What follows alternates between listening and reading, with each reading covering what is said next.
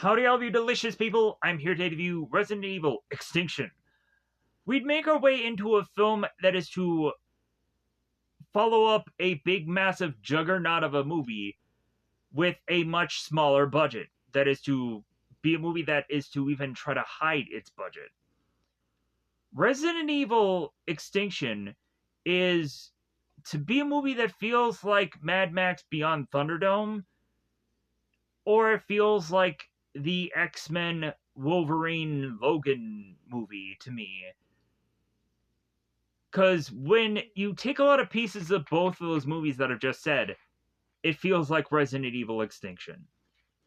So, we'd make our way into finding that there is quite a bit of time that has passed between second and third film, and we'd come to find out that Earth has turned into a barren wasteland to remind us of stuff like possibly Fallout New Vegas, or possibly is to try to remind us of stuff like, again, like Mad Max. So, we'd go on into this film, and we'd come to find that this movie is trying to remind you that the very first Resident Evil movie existed. That it is to even go on and show clips of the first film within this one. Like, hey, do you guys remember that first film? No? Well, here's some scenes. I don't know why that choice was made. We'd come to find in this movie that Alice is being cloned by blood to try to figure out the perfect replicating version of what is to be this Alice. And because Umbrella Corporation has to go on and realize that it can't use a Nemesis or a Mr. X, so what better thing to do than to just come up with a, I guess, evil clone version of Alice, because what else do they have to do in this movie? So, we have Alice that is to go on and make her way through this barren wasteland of a world on this motorcycle, just riding around trying to find gas and a place that is looking for assistance, help, what have you. So, Alice stumbles upon this radio station that she will regret going to, as it starts to appear that this is to first come off as similar to Resident Evil 7, where Ethan would go on to make his way into trying to find this woman he loves, to eventually find this family that he has to fight his way through. And for this movie, we go on and we go through this, like, this mini game of which that Alice has to kind of muscle her way through. Because legit, she doesn't have much of weapons on her. After that, Alice is to go on and eventually realize that as she further and further tries to make her way through this world, eventually it'll all lead up to her reuniting with guys like Carlos and LJ, and then having newcomers like Claire. Claire, for those of you that aren't to be Resident Evil video game fans, because maybe you may not be, Claire is to be a character that was to, in my opinion, be involved in Resident Evil 2. There are other Resident Evil games that Claire is involved in. I had gone on and actually played a game, like, and this was actually my first actual Resident Evil gameplay that I did. Strangely enough, in the weirdest Resident Evil game, which was Resident Evil Revelations 2. Where you would go on and find Claire and some other girl were to find out about the zombie outbreak, and yeah, and to me, that game was really interesting. But then also, like, I was like, okay, I don't really get what Resident Evil really was. So I think I just stopped playing the game because I just didn't understand what Resident Evil really was. Or I probably just got confused of what to do with that game. But anyways, uh, for Claire, we would come to find out that Claire is to be one side of a coin for Resident Evil 2, as you could either choose to do Claire's story or you can choose to do Leon's story. Some people decided to do both, or I think most of the time people just chose Leon because people just liked Leon more. I would see, I think Jacksepticeye did play as Claire, but I think a lot of people would go on and mostly play as Leon. I don't know why it is. People just like Leon. So, we'd come to find that Claire is to not only be the sister of Chris, but then also she'll be a part of Resident Evil from time to time. So, Claire is within this film, and I think when comparing her to Jill, I think, has her moments in the last film, where I honestly feel that Claire has one moment throughout this entire film, and that's about it.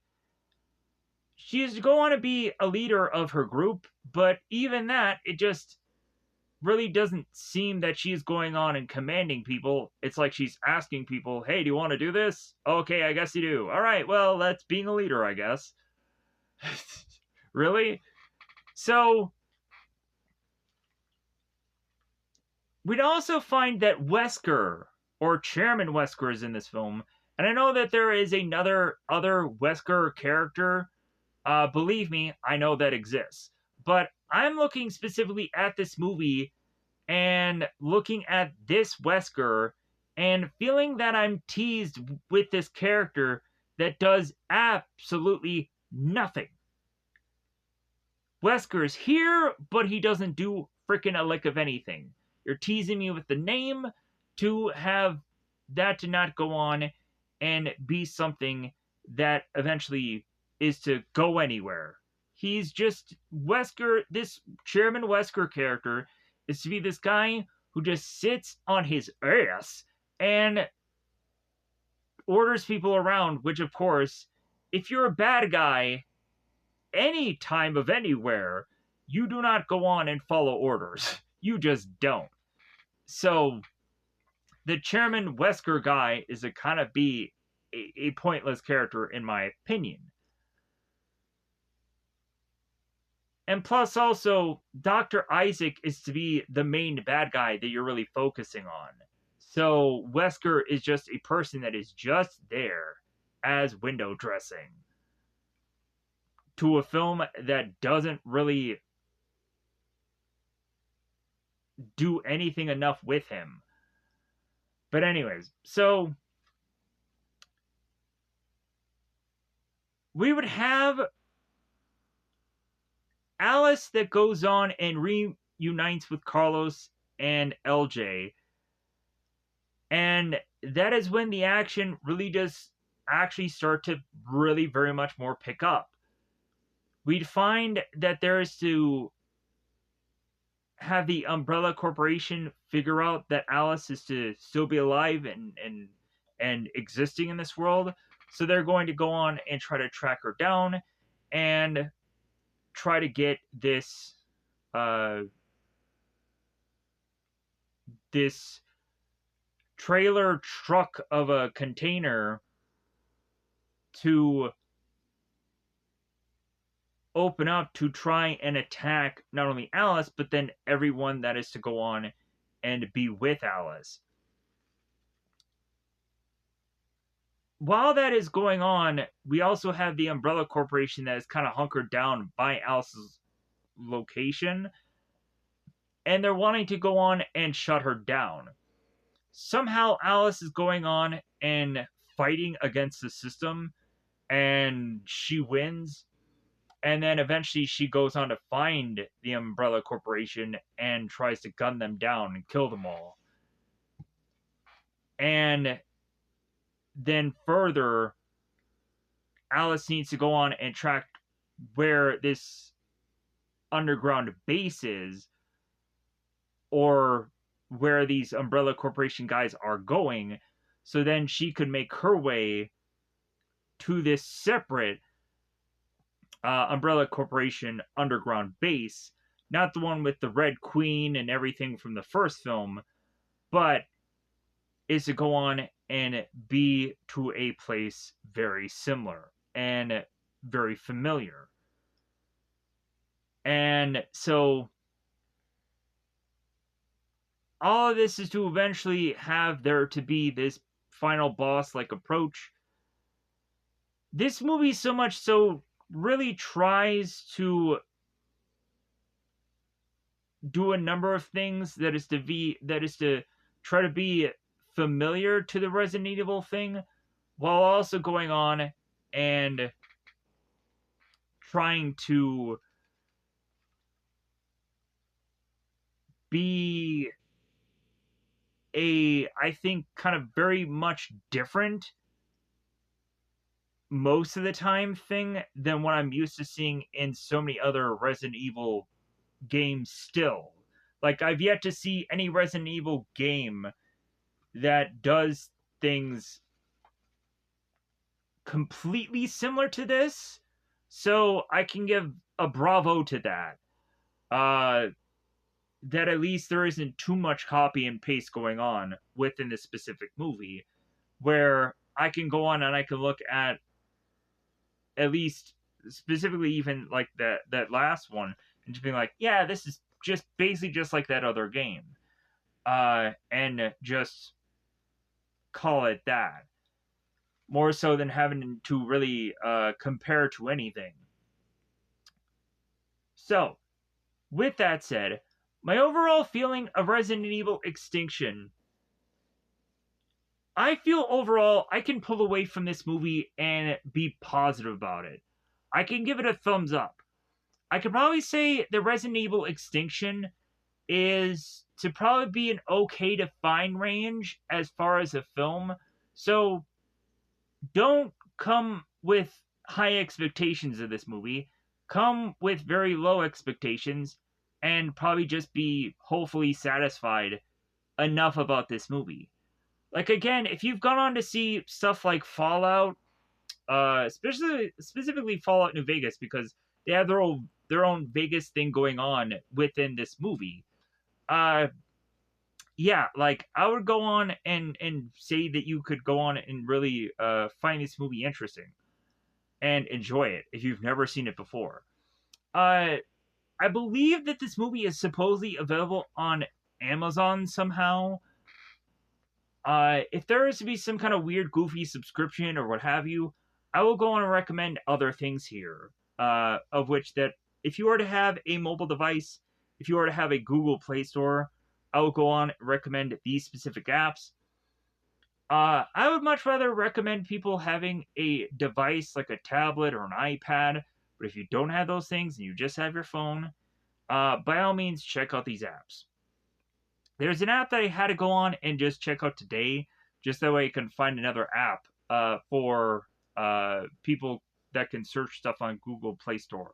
So there is an app called Manic Plus, MANNIC Plus, or you can go on and still search for apps like Movie Box 3. If anything, the title won't say Movie Box 3, but the box logo next to it will say Movie Box 3. But you still can just go on and just search Movie Box 3 and it'll be the thing that'll quite easily show up. Those are two apps that I would go on and recommend. I know that there could probably be other things that I probably could suggest, but I think those are the things that supposedly right now to the 6th recording are available on a Google Play Store, so I'd recommend checking those out. There might alternatively be some other thing that you could go on and find via a Google search to go into this movie and watch it for free anyways. But to each their own. Or if you have a copy of this film and you want to rewatch it, then by all means. Maybe you can go on and be like, oh yeah, I remember this movie, I watched it, and what have you. and I remember I recall it and recite it and what have you. Anyways, so with that said, speaking of reciting, I think it's about that time to just go into full on breakdown, spoilers, and blow for blow, scene for scene of everything that is to really be going on in this movie. Furthermore, since I'm kind of leaning into that anyways, man, it was so interesting how they put in so many characters in this film to have them be killed off. Like, I was going on and looking at characters that had even been in the prior films or prior film, and I was like, okay, like, these characters are surviving, right? Clearly, I was thinking, like, yeah, they should probably be making it to whatever is to be the next film. But also, I guess they want to go on and just really focus on, like, well, hey, we're going to just continue to have Alice at least, right? Because this is a character that we can build this whole franchise off of. Because heaven forbid you actually bring characters that are well known for Resident Evil and have them actually carry movies, right? Like, you would think that they would have gone on and have like a Leon and Claire and Chris and all these characters actually be the characters in the Resident Evil things, um, which they briefly do. But like, you would have thought they would have gone on and actually carry these movies, but they're not. Like, they're really not. They're just like a second fiddle to what is to be this massive character of Alice. And that's not a complaint. That's not a like. That's not a like a diss or whatever. But it's just like, man, why is this Alice character just so much the focus that nothing else matters? I think that is probably what is to go on, and maybe hurt these movies the most.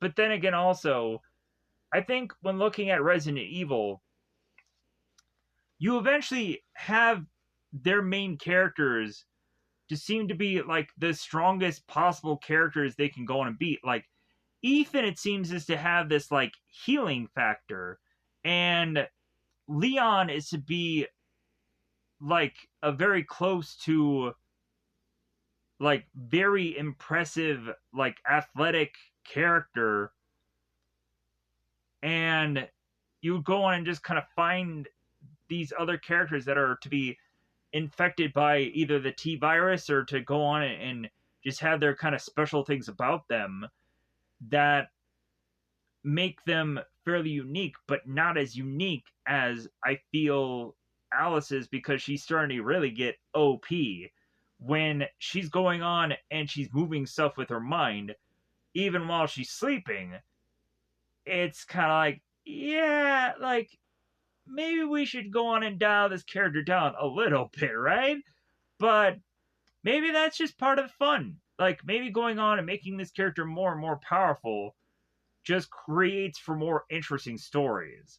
Like, her being able to use like 100% of her mind,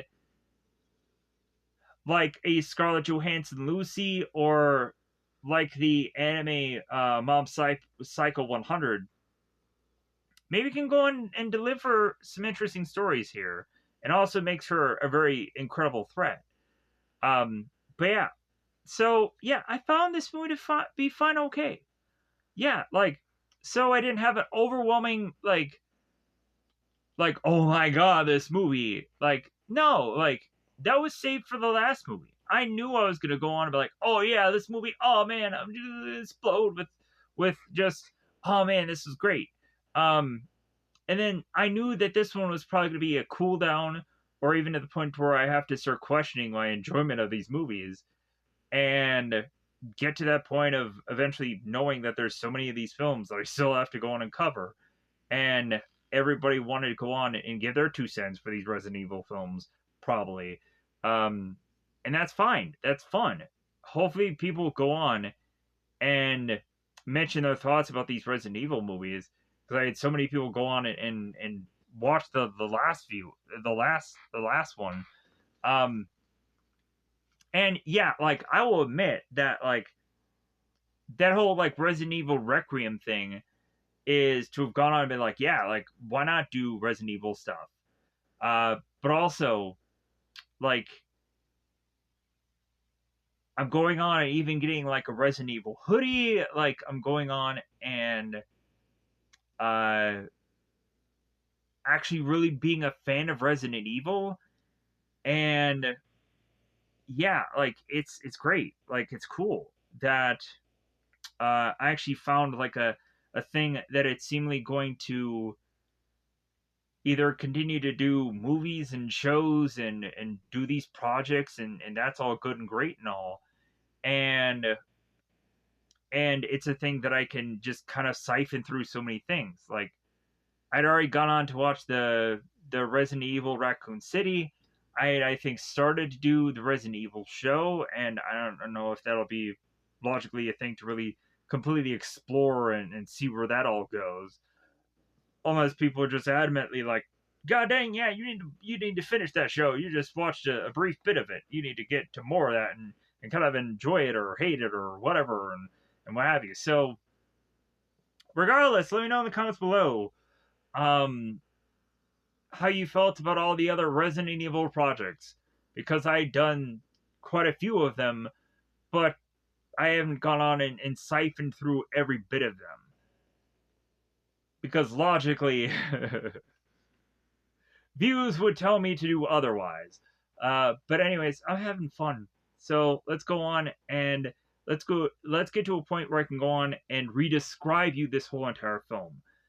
I know that this part is to go on and be something that not everyone is to go on and want to take the time to basically hear, but I do it anyways because I just enjoy this aspect of it. I like to go over the film to kind of leave no stone unturned and maybe have a little bit of commentary at some points of some certain things. Like it was really goofy. There is one point where LJ is to be attacked by the zombie, and the zombie talk it sounds like a dog, and I'm like, that was stupid. Like, you can't have a zombie sound like a zombie. That sounded strange. But yeah. But LJ was also like, man, was he really getting nailed at that one scene where that like cop zombie was coming in, and then also the woman zombie was coming in, and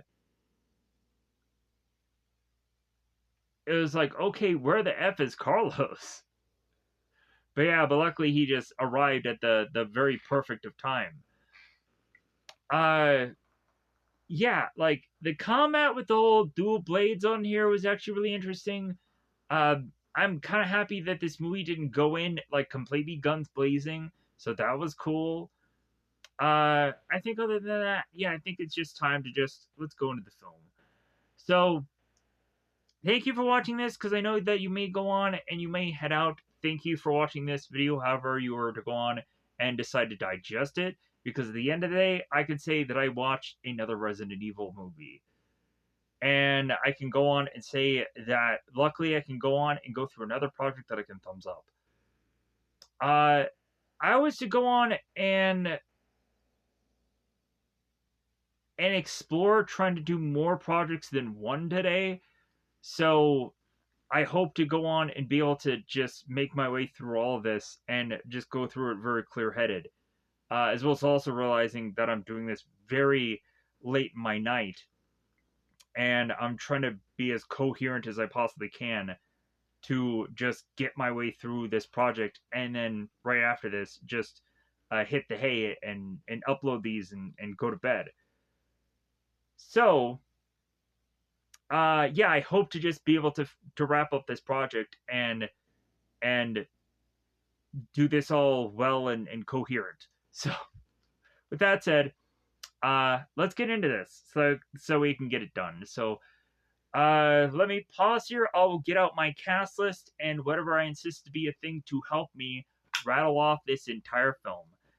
Thank you for watching this because I know you may head out, but without a doubt, thank you all for subscribing to this channel lately. I've been seeing the number of people, because that's who you are. You're freaking people. You're not subscribers. You're not subs. You're actual people. You're human beings that decided to go on and watch this guy's content for whatever reason. um,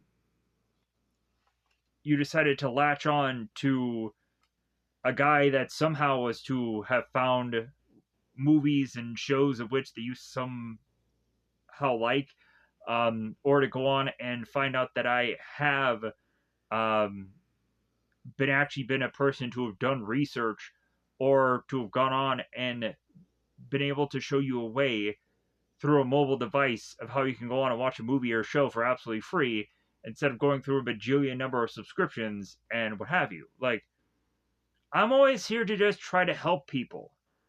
I always want to go on and just share information and like I always want to go on and hope uh that I'm also not gonna try to insult anybody or hurt anyone's feelings. Because at the end of the day, I would feel the exact same freaking way. Of just like, yeah, like, hey man, like I'm trying to be the best person I can possibly be in every one of these videos. So here is who I am. So let's get into what I'm really here to do. All right. So let's hope for the best for this one.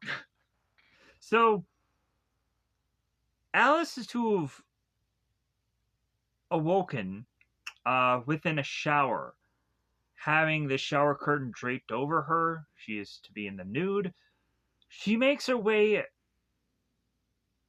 to her mirror to eventually wipe down her kind of fogged like mirror. Looks at herself and finds this kind of big, massive scar, uh, kind of right by her, like almost collarbone.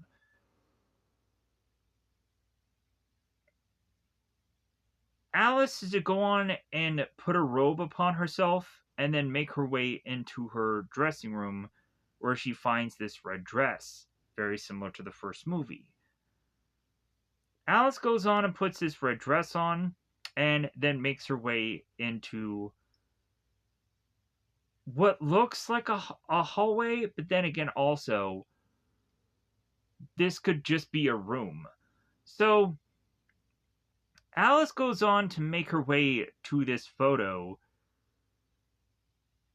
of what looks like Alice in a wedding gown next to Spence, who is to have been the character who ended up getting killed in the very first film by the end of it. Because, spoilers for anybody who had not gone on and seen the other film, this is the third installment. But anything. While Alice is going on and looking at this photo, it seems that there is quite a bit of times where there is to be kind of in the background this shift going on as if there's like a person walking by, and then when Alice is kind of looking, there is that person to not be there. It seems that this movie tries as much as possible to actually do some decent bit of scaring, but I think a lot of times like the scares do come by them trying to do like a really loud bit of noise at a certain point, and I actually find those scares to actually be cheap and stupid. Plus, also within a zombie apocalypse film, why go on and go out of your way to try to jump scare people? Like, that just seems kind of dumb to me. Like, why would a zombie apocalypse film be doing jump scares? I'm just so confused. And so, Alice goes on to look upon the statue and eventually opens this door. This door is to eventually lead her into what I would call the laser room.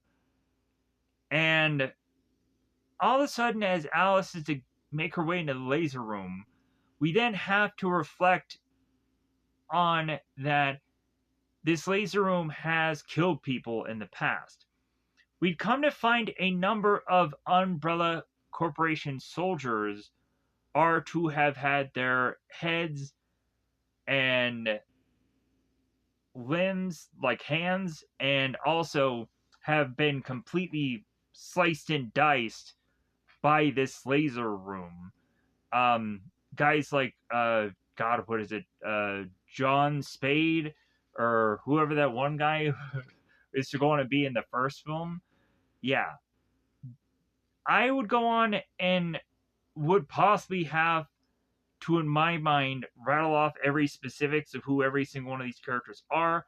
But I'm trying to go on and push away from doing every single minute detail humanly possible in every one of these things. If anything, this is just a recounting of something that was to have gone on and happened in the first Resident Evil film.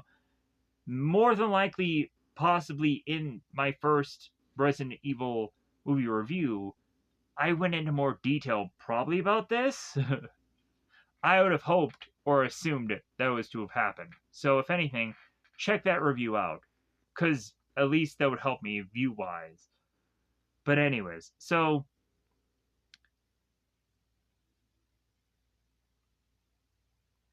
we would make our way into finding that Alice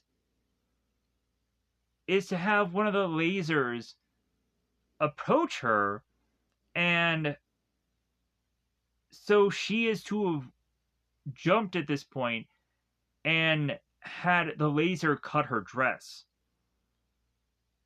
Alice is to go on and find that another laser is coming, but this time around, the laser is to really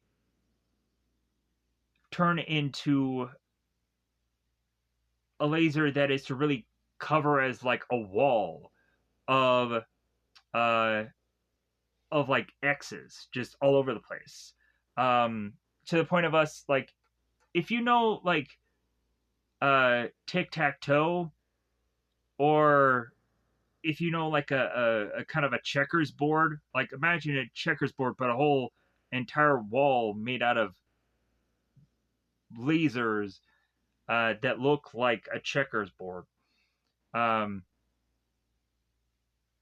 Somewhat. So, Alice, in desperation to dodge this wall of lasers, she goes on to find this ventilation shaft. She jumps up high to get into it, and then makes her way through the ventilation shaft. I am thinking of every movie possible that was to have gone on and had a ventilation shaft. And I was thinking, like, man, would it be funny to go on and have a Die Hard reference within the scene here? But, it wouldn't happen. Because, of course, it wouldn't. So, Alice makes her way through the ventilation shaft and finds a vent for her to rip open and fall down. All of a sudden, Alice, it looks like around her is to look like a hospital as far as like the visual of this area. It just looks very hospital like. So Alice goes on to find a sign that says exit to Main Street, Raccoon City. And as Alice kind of looks across to kind of see where she could possibly be heading, there's a camera there. And Alice goes on to find a gurney. Alice goes on to take the gurney and runs with it. All of a sudden, out of nowhere, there is to be this metal piece that goes thrusting downwards and cuts this gurney seemingly in half. And then it goes all the way down to the ground, as if it is to be some weird guillotine of device. So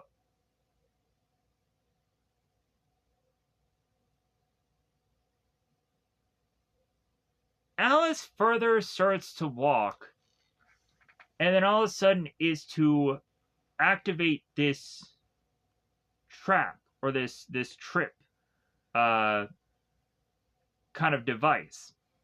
What happens is, all of a sudden, out of this umbrella symbol, there is this little small ball that appears into the air, and all of a sudden, this circular device starts to blast out all these, like, almost machine gun like bullets come flying out.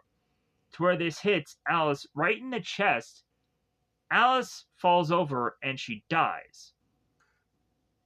Dr. Isaac and the asthmatic men that are next to him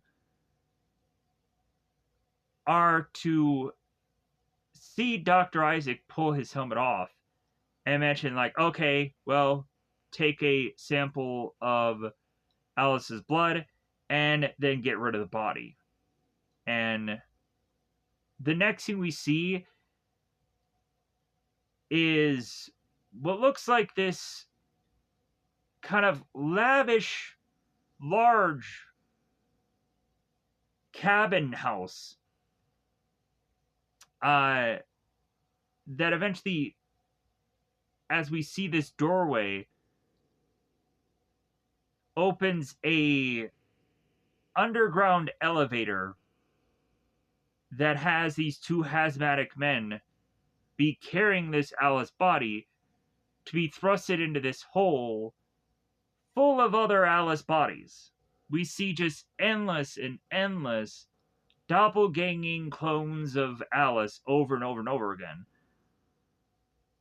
And then we cut to this fence that eventually is to be surrounding this area that is to be chock-a-block full of all of these zombies. And here's where we get the title screen. So, we get Alice going on and explaining what had happened to this world between movie 2 and 3. Going on to explain how the Umbrella Corporation had thought, considering it had wiped out Raccoon City in the last film, that the infection didn't spread, but if anything, they were wrong. If anything, it continued to spread, and it eventually completely consumed the United States, and then the world, and then human life as we know it. Because all that it would take would go on and have it to be an infecting thing of just an animal that could fly, and then this thing could just get anywhere. As soon as this thing can infect a good chunk of number of animals, yeah, this thing is going to be a thing that just becomes unstoppable. So,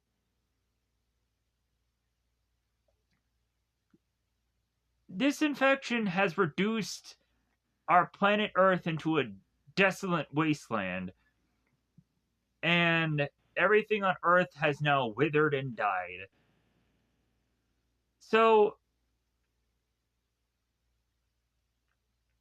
the plan to try to survive here is to avoid every major city and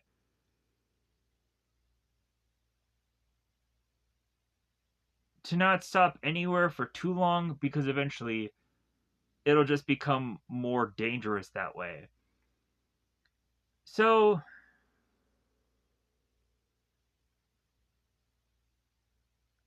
as we'd go on to have Alice park at a radio station that's KLKB, we'd find out that Alice is to have been overhearing this radio station that is to be crying out for help. That there are 7 people there and they need medical attention, hoping that anyone would go on and assist them. So, Alice makes her way inside this radio station, and as she whips out her gun and tries to scan the very dark and what almost looks like a deserted area, Alice will come to find a old woman there with supposedly a baby in hand.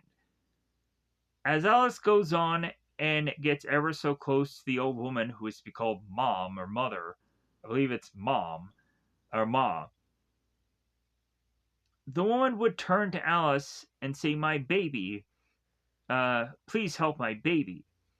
Alice would go on and take the baby, and then when she would unveil the baby, Alice would find out that the baby is a doll. It's a fake. So Mom would then thrust out a shotgun in front of Alice and really just go on and just say how stupid she is and how she'd gone on to drop her baby. So now Alice is to be thrusted onto this table, and there is to be one of the members of this seemingly family that is wanting to have her way with Alice, which of course Alice is like, yeah, I wouldn't do that if I were you. So as it further seems that this guy is willing to want to get into Alice's pants, and Alice does not want that, it just gets to the point to where Alice goes on and takes her boot that I believe has a knife in it and jabs it into this guy's face and then has him fall over. Ma inspects the guy's body and realizes that he's dead.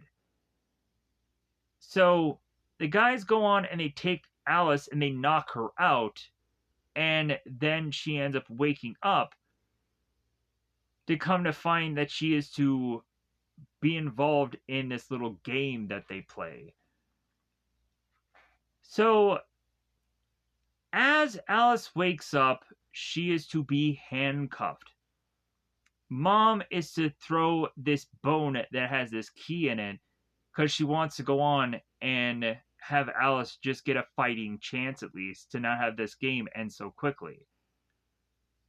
As Alice starts to move and starts to prop her up, she all of a sudden, Alice notices that there is to be this zombie dog that is trying to lunge at Alice. So Alice is like, okay, like I guess I can find out that there's zombie dogs here. So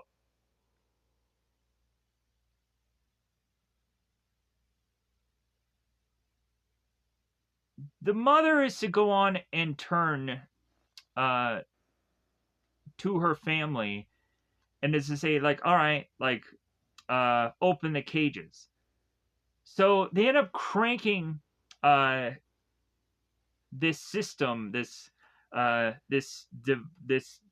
this device thing, and eventually that starts to open up the cages. There's one dog that is kind of just kind of stuck into the cage, and then he has to gotta pull himself out and then start running for Alice. So there are two dogs chasing after Alice. Alice goes on and starts running, and she runs up onto this wall and she flips, and then the two dogs are, one of them is to like fall on to this spike and then die, while the other is to be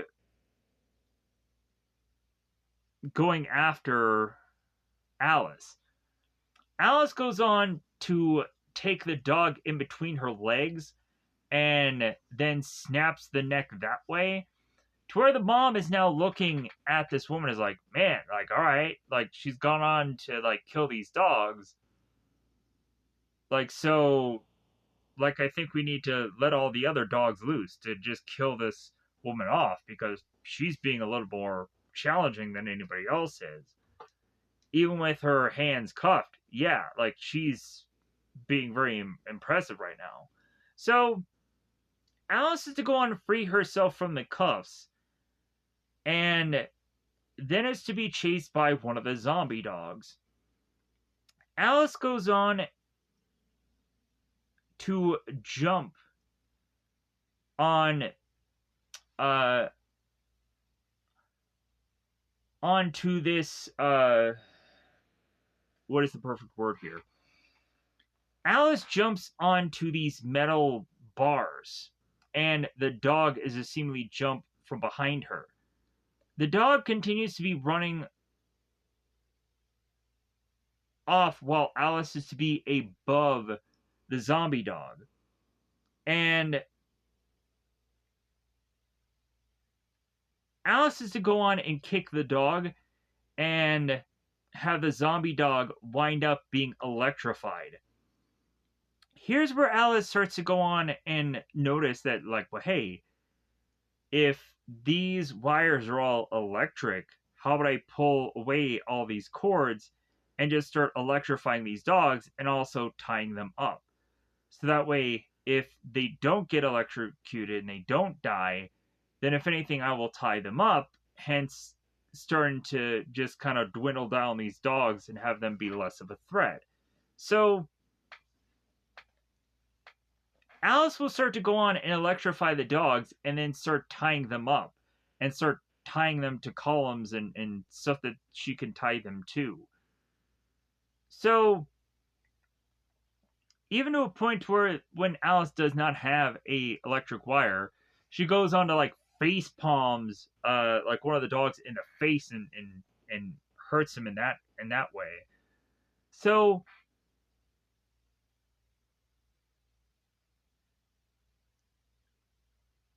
Alice at this point is just kind of waiting for the dogs to either get free or continue to have to fight some dog somewhere. And we have at a point where the dogs, they're going on and trying to pull away from where they are to be tied. And that starts this chain reaction of this metal piece being attached to this part of this wall getting ripped out. And eventually this floor or uh this floor to another level of this environment falls down, and we would come to find that characters like Mom and her family are being thrusted into the area of these dogs where they are to be all attacked by them. We'd come to find that Alice is to jump onto this ceiling that has all these uh, metal rods that she can just kind of grab onto to just kind of save herself from, as this whole entire family is just getting eaten alive.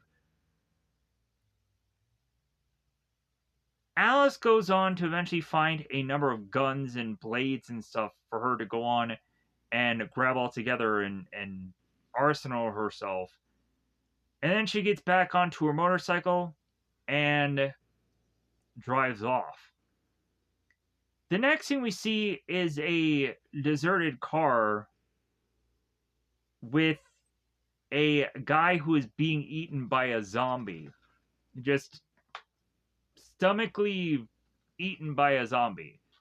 The next thing we see is a car of some sort, like, it's almost like Humvee S or Esh or kind of big beefy car. I don't know cars that much. Plus, also, I'm not quite exactly sure the visual of this car right here and there, as I'm not familiar with cars. Anyways, I would have to actually see an image of this car. Anyways, my apologies. So, this car ends up running down the zombie and running it over. And then also there is to be this vehicle that has a like uh a sharp thing coming from it, a sharp spike, large spike coming from it that also is kind of hit this zombie also.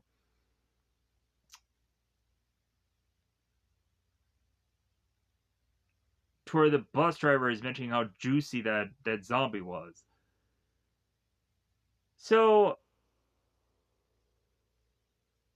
we now have Claire. Claire is in her vehicle going on and asking around if anybody has cigarettes, which everyone replies no, none of them have cigarettes. And so, like, Claire is asking Carlos, LJ, everybody in between, no one has cigarettes. So they're also asking if anybody really has gas at this point, and so they're starting to realize that they're starting to run out of seemingly everything. So we now cut to the Umbrella Corporation's underground base. We would come to find that there is to be this meeting be put together with seemingly all these people at this table, and not every single one of them are all actually there. Like, they're basically all holograms being put in place at this one table. To all eventually talk with Dr. Isaac. So,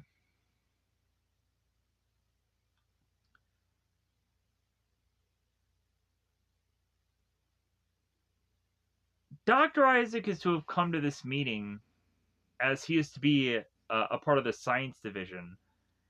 And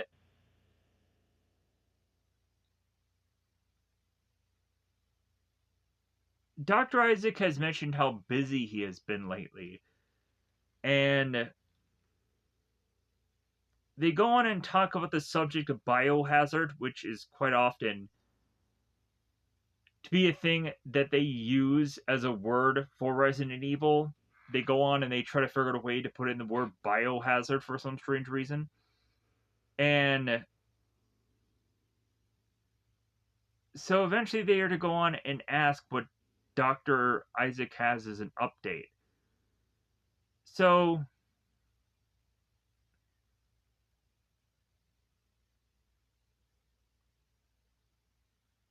Isaac is to mention how he is coming up with a way to eventually cure the zombie outbreak. He's coming up with a way that will go on and kind of reverse what had happened to all these people. That eventually they'll come back to seemingly being more lifelike. And we have Wesker that is going on and asking about Project Alice. And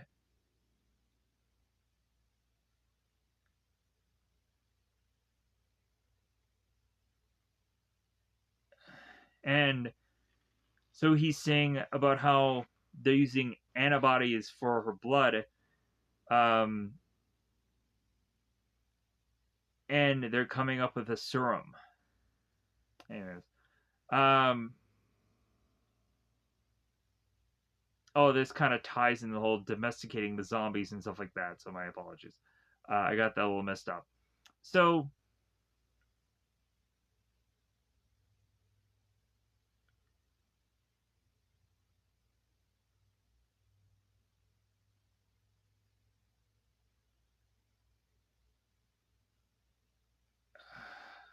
so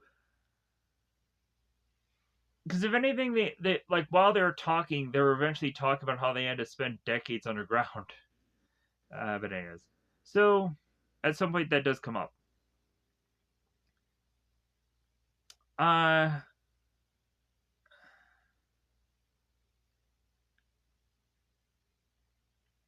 so Wesker goes on and says to Isaac that he wants within a week a report or an update on what Isaac is to have gone on and done, and hope to get results. So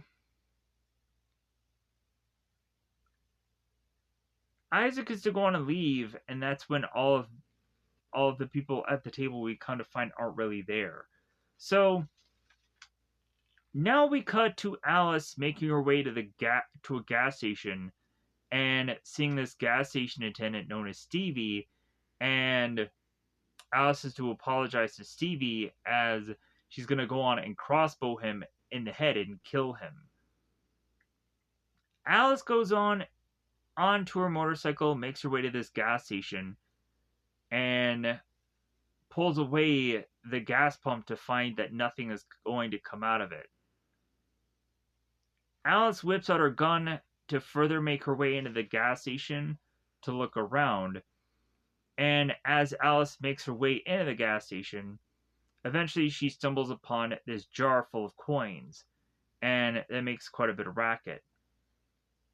And that very much reminded me of like 7 Days to Die, because I would come to find that there are glass jars there, but also you would get to a point where in 7 Days to Die, where you would go into the house, and at some point they would have this like broken glass of these items that when you would go through the house, like, or you would go through specific rooms, like they would make noise, and that kind of reminded me of that scene there. So like, it basically, hey, yeah, this one thing there is to kind of make noise to attract zombies. So I thought it was just kind of interesting of that being used there to also maybe think of maybe 7 Days to Die kind of copied that. But anyways, so Alice goes on and opens up this door to find a rotting corpse there. So much so that there are bugs flying all around this corpse. So Alice is to put a kind of a hand over her mouth to kind of cover up all these bugs being flown around. And Alice finds this bit of notebook that seems to be a guide of quite possibly where to go. And it seems that Alice is really looking at this notebook and following it to the letter. So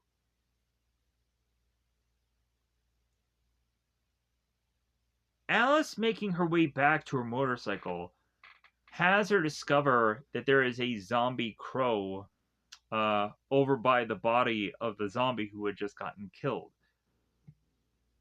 So Alice whips open the notebook and starts siphoning through it and sees a picture that then says isolated of this area. So the next thing we see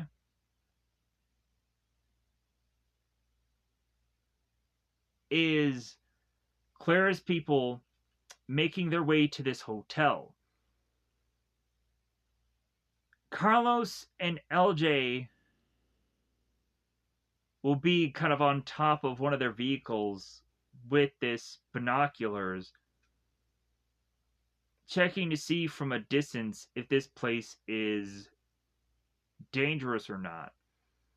We have Mikey, who's going on this radio frequency and saying what his location is, saying that he's a survivor, and if anybody can go on and respond to him, which no one does. Claire goes on and gets out of her vehicle and to say, hey, yeah, don't give up, Mikey, just keep going. So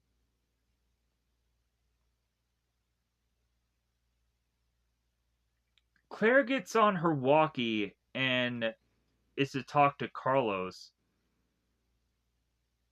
and ask him if he's going to go on and make his way with LJ into the hotel, that it's their call. So Carlos and LJ get into this vehicle and they make their way into this hotel. Funny enough, we have LJ who's going on and he's talking within this experience about like him just going through a normal hotel that he's like, yeah, I'm gonna go on and I'm gonna get a water bed and a jacuzzi and I might even rent out a porno, like as if this is like a normal day in the life, and he just wants to go through the common things of a hotel experience. So LJ and Carlos separate, and we see LJ making his way through this motel. As LJ opens up this door and pokes his head through, all of a sudden he is to go on and get attacked by this zombie police officer. LJ goes on and eventually, I think, steals a gun from this police officer and starts firing away at this police officer's crotch. Eventually, the police officer does drop, and LJ snaps this guy's neck.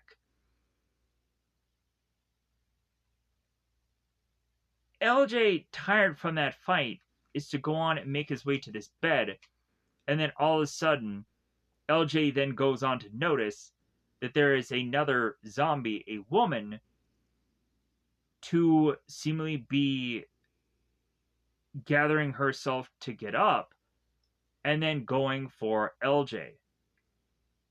LJ is going like, oh man. So LJ whips out his gun and starts firing. all of a sudden, LJ is to be surprised by the fact that this zombie woman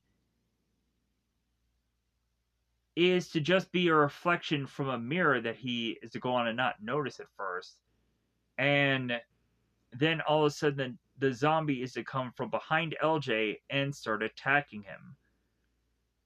Getting on top of LJ onto this bed and bites into his chest.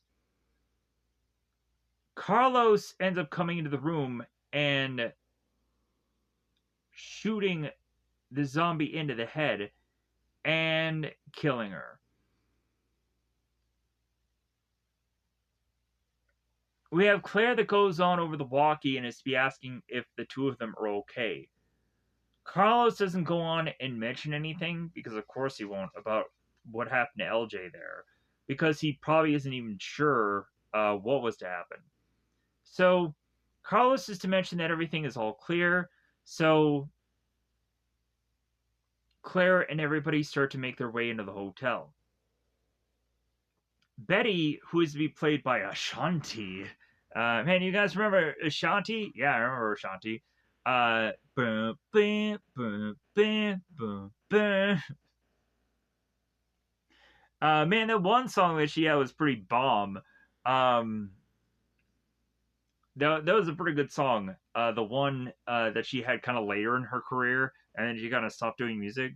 But man, at least that song is at least pretty good, right? So Betty, it seems, is to come in as this kind of medical person, this medical character, this healer. So Betty comes in with all of her first aid and is to look over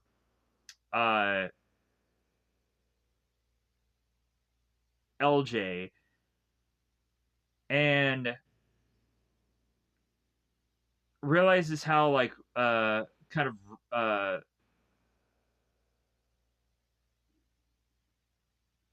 kind of disheveled he is, just kind of like how he was going to kind of get beaten up by those zombies. So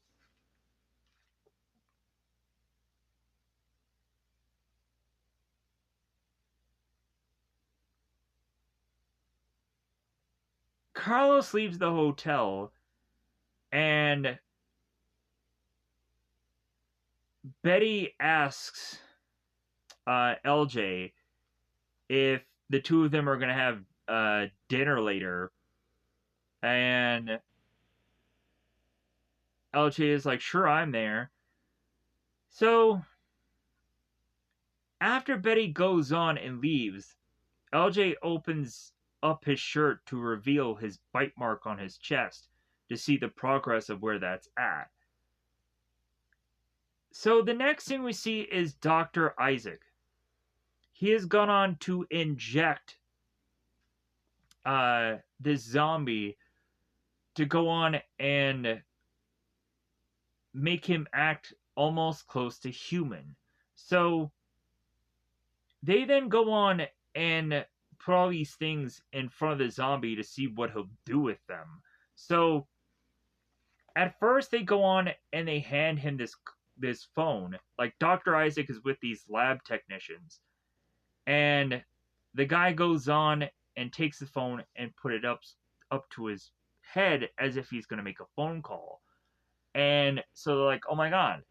He knows what a phone call is. He knows what a phone is. Oh my god." Like this guy seems to have like an intelligence. So next they give him a camcorder or a camera. Yeah, it's kind of a sophisticated camera. So they give him the camera and he goes on to eventually put it in front of his face and is like, "Oh, he remembers a camera."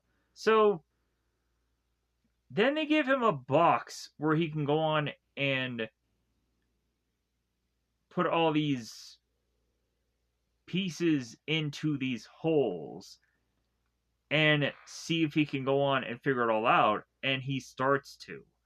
So the two lab techs are going on and saying like, "Oh my god, like you've basically gone on and you've been able to conquer this disease, like you've done it, like you've domesticated these zombies. So the longer and longer we go about here, all of a sudden we come to find that this zombie is to eventually turn back into its normal self and breaks through its chains and starts attacking the lab techs. Dr. Isaac makes his way to a shielded area to enclose himself while the lab technician is desperately hoping that Dr. Isaac will open this door, which of course he won't, and then the zombie will attack him and kill this lab technician, having his hand to be grasping on the glass door as he dies. So now we make our way back to Claire's people. We'd come to find the bus driver guy, who is to be, God, what? Oh, Otto. Otto is to be handing out cans to people, and as he goes on to shake it, he immediately tells them what all it is. It's like, oh, this is pork and beans. Oh, this is some kind of fruit. Oh, this is he says cat food to one of the young ones. He's like, no, it's just pork and beans, and so he gives it to him. So we'd find that Claire is to open up the can, and surefire enough, the thing that she opened, it's like, man, like how is it you just know whatever is in this can? And I was like, well, it's just my gift. It's just a weird thing that I just know. So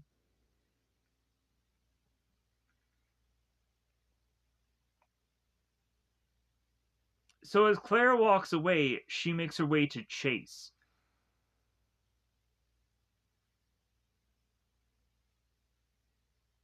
Claire goes on and asks Chase about there being gas at a gas station nearby, and Chase says no, it's bone dry. And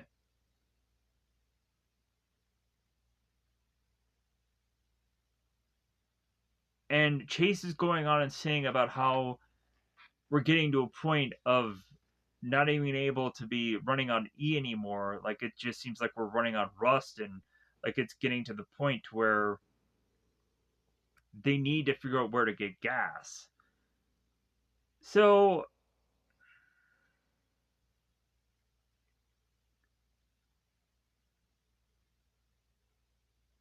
we have Claire that goes to Mikey and is to ask Mikey about them putting up a perimeter yet. A perimeter means that they're going on and they're taking all these probes that have these cameras on them and they're shucking them around this area to have this kind of surveillance, so that way they can protect themselves if there's any zombies or crows, or if there's any threat that could possibly be making their way. They can have all these cameras all around this site to eventually spot these so-called threats. Excuse me. So Mikey is to mention how they don't have the perimeter yet, and so they find out that Carlos is to be the one putting up the perimeter, and so Carlos is making a joke about all those cigarettes and him being an old man is to kind of keep him from not putting this perimeter up because they need the perimeter. So they end up putting eventually the perimeter up, and eventually we would see the camera feed.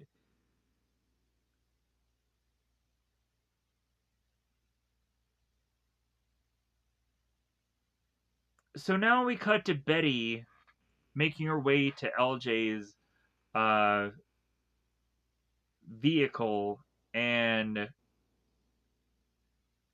Betty has uh, either beans or fruit salad. So she goes in the vehicle, and we cut to Claire. Claire makes her way into the hotel and notices that there's a machine that says the word cigarettes on it. So as Claire opens up this machine, she would come to find that there is not a single iota of cigarettes in this entire machine, that it's completely all empty. And there is a lamp that ends up scaring her. So now we cut to Alice. Alice is just in the woods, just with a bonfire, and she's roughing it. And like she doesn't have like a camera or a perimeter thing. No, like she's just go on and just be out in the middle of nowhere. Um, she doesn't have anything around her. She's just fire and that's it, and just sand. Like that's all that's around her, and these rocks are eventually going to be a thing that are also around her. So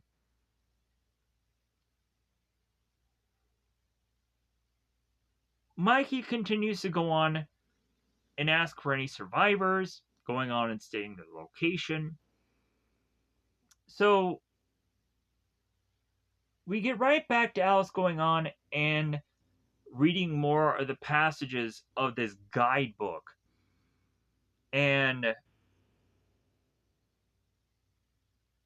how it says no infection, then she sees Canada, then she sees Alaska. The next thing we would go on to then see is the underground umbrella corporation. We'd find Dr. Isaac trying to activate Alice's clone number 87. And while that is going on, we have the actual Alice who is sleeping, and she's going on and remembering her past as she had gone on to be in that like that massive tank that she was in, and to have woken up in that area and gone on to meet with people like Dr. Isaac and eventually had killed them. So while this dream is going on, rocks around Alice are starting to hover above her. Even to the point also, even her motorcycle is just kind of hovering above her. So as Alice wakes, she whips open her gun and looks around to have all these rocks and everything above her be floating, and then they all crash horribly. Alice goes to bed after saying the word shit and goes back to sleep. So Isaac is now going on and talking to the White Queen. You guys know the Red Queen from the first film. This is the White Queen, I believe. So the White Queen is going to mention to Isaac about there being psychic activity that is to be nearby. And Isaac is to mention, it's like, oh, is that coming from number 87? And the White Queen is to say no. Like, it's coming from uh an outside complex. Or no, it's coming from someplace near outside this complex.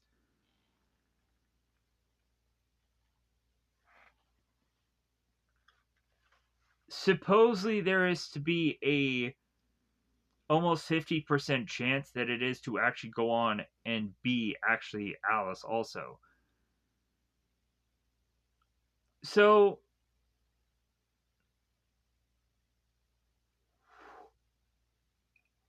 excuse me.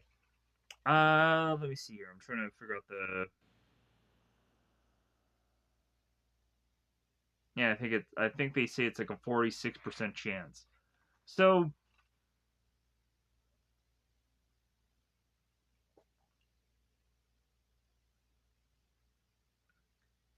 the next thing we see is Alice, and she's with uh Alice is going and make her way through this desert, and she's walking her way through. And here's where Alice goes on and finds this first camera.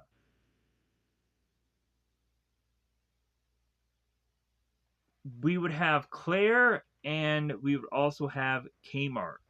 They are in this vehicle. Kmart goes on to open this door to eventually find a zombie crow on top of their car. Kmart ends up freaking out.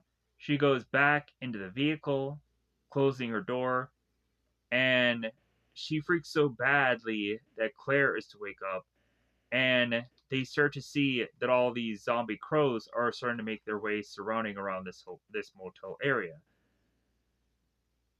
Claire is going on and calling out to everybody to get in their cars and make sure that their windows are closed. So we'd have Otto that tells everybody in the bus that, like, hey, pull up your windows, and so on and so forth. So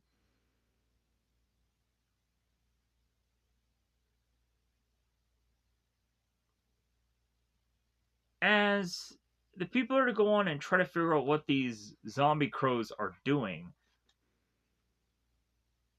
all it takes is somebody to go on and start making noise by accident, and that will cause these zombie crows to act. So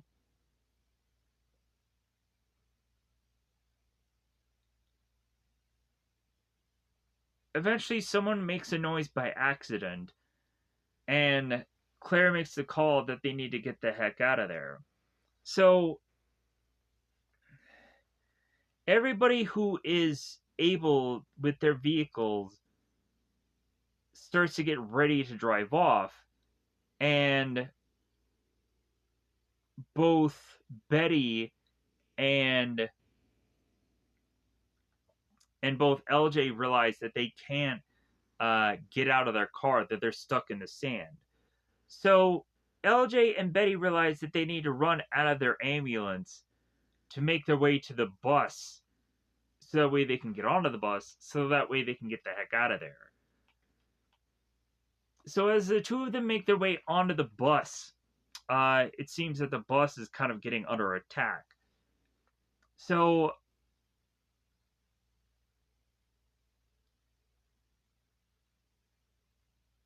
we'd come to find it that the bus ends up smashing into this pole, and eventually this will lead to this bus being unoperational, forcing then the group to need to go on and evacuate everybody from off the bus onto other vehicles to be, of course, safe again for them to drive off.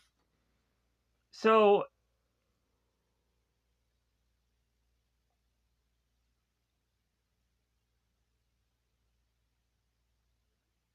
Claire is calling out for both Carlos and Mike to, or Mikey, to go after the bus to try and help them out. So they do so.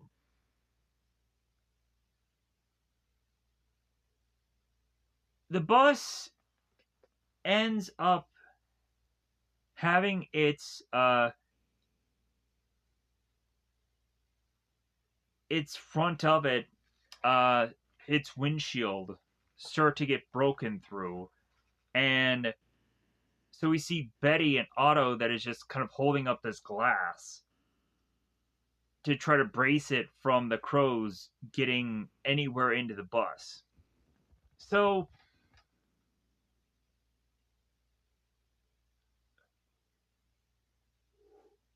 excuse me. So as Alice starts to make her way further and further nearby where Carlos and Claire's people are,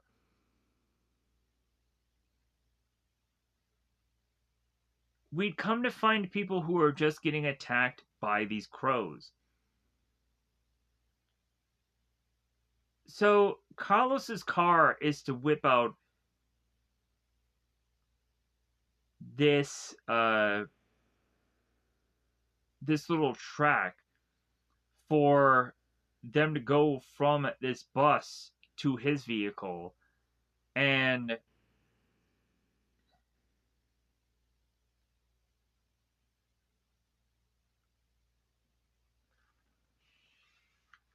eventually what goes on to happen is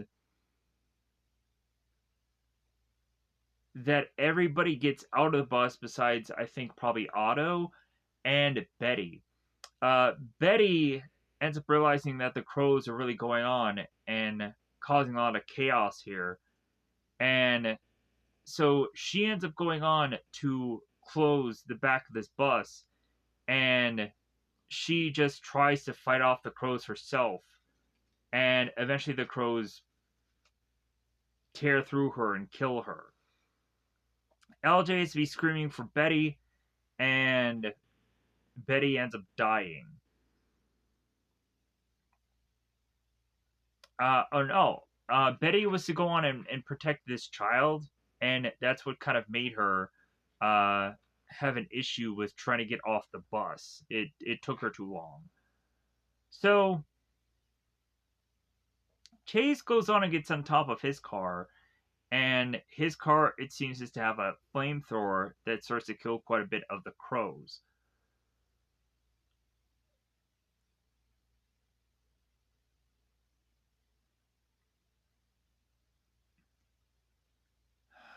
Okay, so as the flamethrower gets further and further to try to kill all these crows, we then see Carlos that finds a random person to try to save, because you know how Carlos likes to save every last one person. So as this woman starts running around, Carlos is to follow after her, and all of a sudden we notice that Chase's flamethrower is getting ever so close to both Carlos and both this woman by accident. And Alice is to go on and redirect the flames. To the point also to where Alice is to redirect the flames to kill all of the crows and wipe them all out. To where we would just start to see in the sky just utter almost darkness, and also to start to see bits and pieces of chunks of these crows just falling onto the ground. So we then would again have the White Queen going on and telling Isaac that yet again there's to be another detection of a psychic event. And so at this point now, Isaac is hoping that he can triangulate and find the location of where it's coming from. And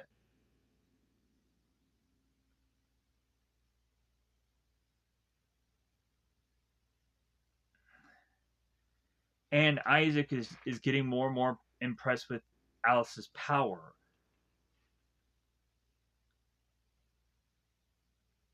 So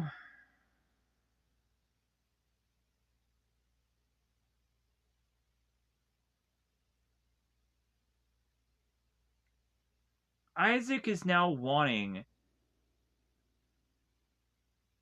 for for Wesker to give him things so that way he can go on and to be able to get to the surface, to get to Alice. And the guy who is to go on and be telling Isaac what to do is kind of getting upset. I think his name is Slater here. Uh, could be Slater. I'm not quite sure.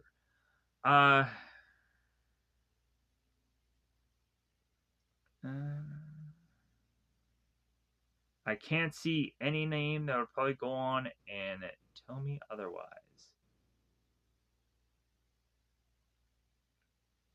Let me pause for 1 second. So, Slater is to go on and find out that Isaac has been doing unauthorized visits to the surface. And Isaac is doing this so he can collect some specimens so that way he can do some experiments on them. And Isaac goes on to reveal all the zombies to Slater, and Isaac is to inform Slater that the zombies that are encased within this room are to be all but secure, and Slater is to tell Isaac, it's like, well, hey, I thought you were going on and you were domesticating all these zombies. Like, what's domesticated about them? Like, it seems like they're still savages. And so Isaac is to say, it's like, well, yeah, well, sometimes also some aggression also has its usages. So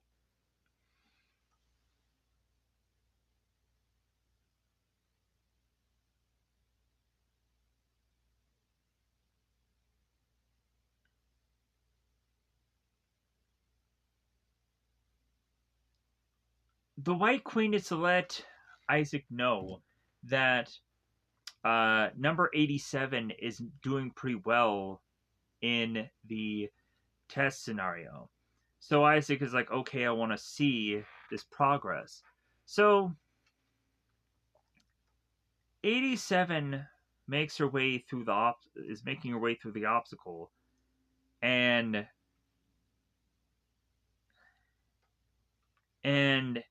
87 is to jump over a issue, but then goes on and ends up getting attacked by a zombie and then falling over and bleeding to death.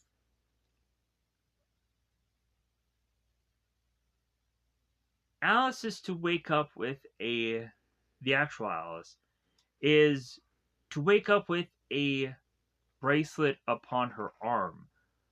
As she wakes up, she sees Kmart and is like, oh, so you must have gone on and put this on me while I was asleep. And Alice say, yeah, I did. It's for luck. So Alice says, thank you. Alice goes on and asks Kmart, hey, where'd you get your name? And Alice says, like, well, hey, Alice says, Kmart says that she had gotten it because at some point that's where they found her.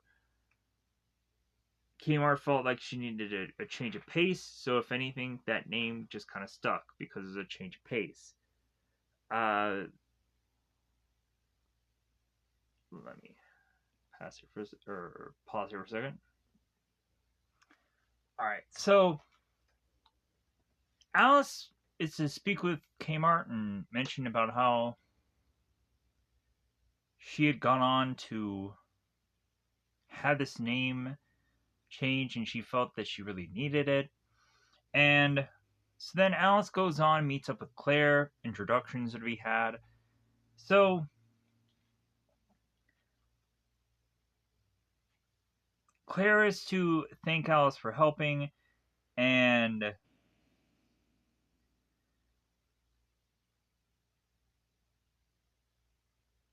we would see Claire's people who are going on and mourning the loss of their friends and having a bunch of crosses and graves.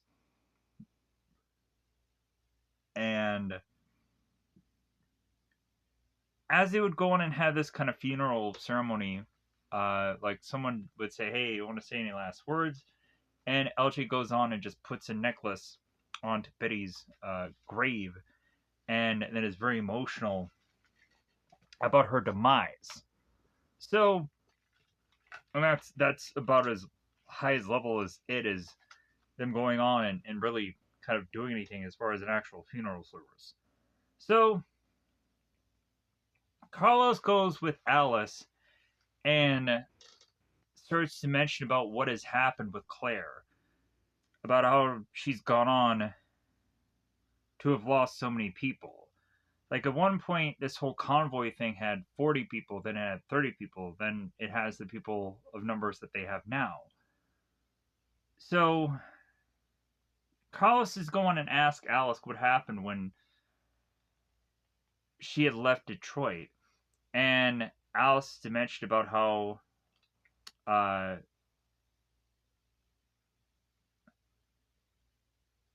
the people at the Umbrella Corporation were using her and having her be under their control. Like we'll start to see that the satellite will start to try and get control of Alice during the big battle later on, and eventually Alice will be fighting against it, and eventually Alice will win.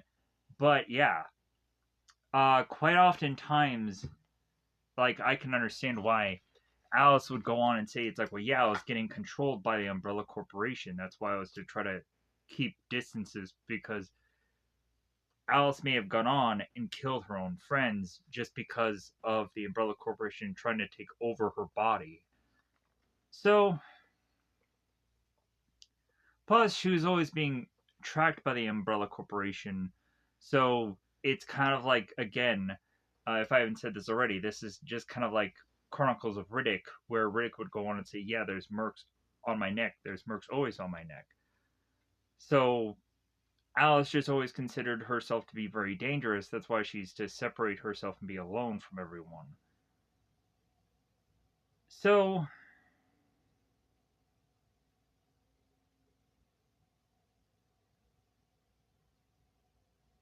and plus also, we get in the whole bit of here of Alice talking about how she went to the Umbrella facility to hack into their computers and download things from their satellite, so that way she can try to figure out ways to stay more off the grid. So the two of them hug it out, and we come to find that the satellite is to figure out exactly where Alice is and is to trace her. To where Alice is to go on and ask what time it is because she's paranoid. Carlos doesn't seem to know what the time is, so Carlos ends up turning and asking Chase what possibly the time is, and he mentions that it's 12:14. And Carlos asks Alice, "Why do you need to know what the time is?" And Alice is like, "Well, I'm just paranoid." So Dr. Isaacs is to see from the computer screen Alice's face and can match it up with a picture of Alice from the first movie. So Dr. Isaac says the words "Welcome home." Uh, I also want to apologize if at any point there's some stuff where I kind of mess up about, or there's some stuff where I don't say clearly or whatever. I apologize. Again, it's very late when I'm recording all this, as well as also I'm just fighting to stay awake and coherent so that we can just do this video, so I can upload this one and upload a project I had already worked on. So I'm trying to do this the best I can, as well as also to try to get this all out for how very much detailed it all is. So, uh, uh, thank you for going on and listening to any bit of this. I'm going to try to do my very best to hope that I can put a really decent enough overall review of this. But if any point, if I really slip and I really feel that I can't get this all done, then I'm just going to save it for tomorrow.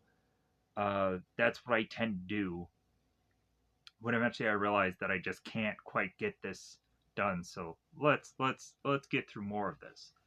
So, but my apologies if anything, if I'm not doing the I'm not putting out the best possible quality for this specific review. So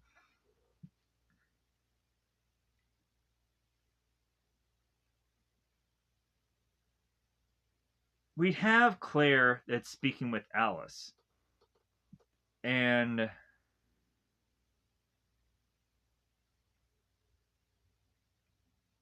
we would go on to talk about how people are scared and how people tend to die around Claire. And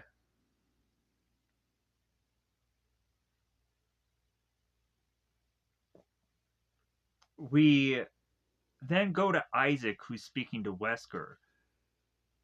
Wesker is mentioning that 62% now is to be the percentage that says that Alice is uh, to be found by him, and that they can't pass up this opportunity of recapturing Alice again. And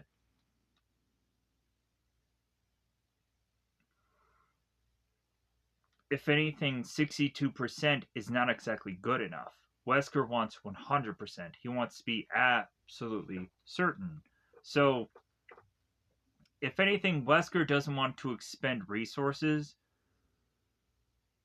to try and obtain Alice when they're not certain. So, but Isaac is saying it's like, well, hey, the whole process that I'm trying to do with trying to domesticate the zombies, like, I need Alice's blood. Like, that's why I want to get to her, because she's the key to all this. And the longer that she's out there in the wilderness, like the longer that she could die, they could lose her. Something could happen to her. And then Isaac is just so desperate to get her back.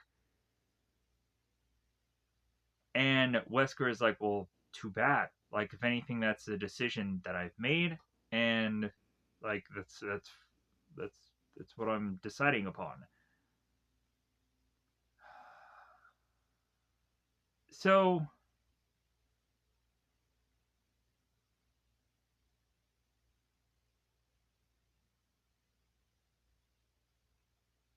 So Wesker is to make his order and then disappear. So Alice goes on and hands this guide, or this notebook, to Mikey, and Claire, Carlos, Mikey, uh, and I think some other random guy in the back. Uh, they're all going on, and they're starting to talk about Alaska, that this could be a place that could be a safe haven for them. And Claire is very unsure about this, and so she's like, yeah, I don't think that everybody's going to really want us to go on to Alaska. That seems a little bit too dangerous. That seems too long of a road trip.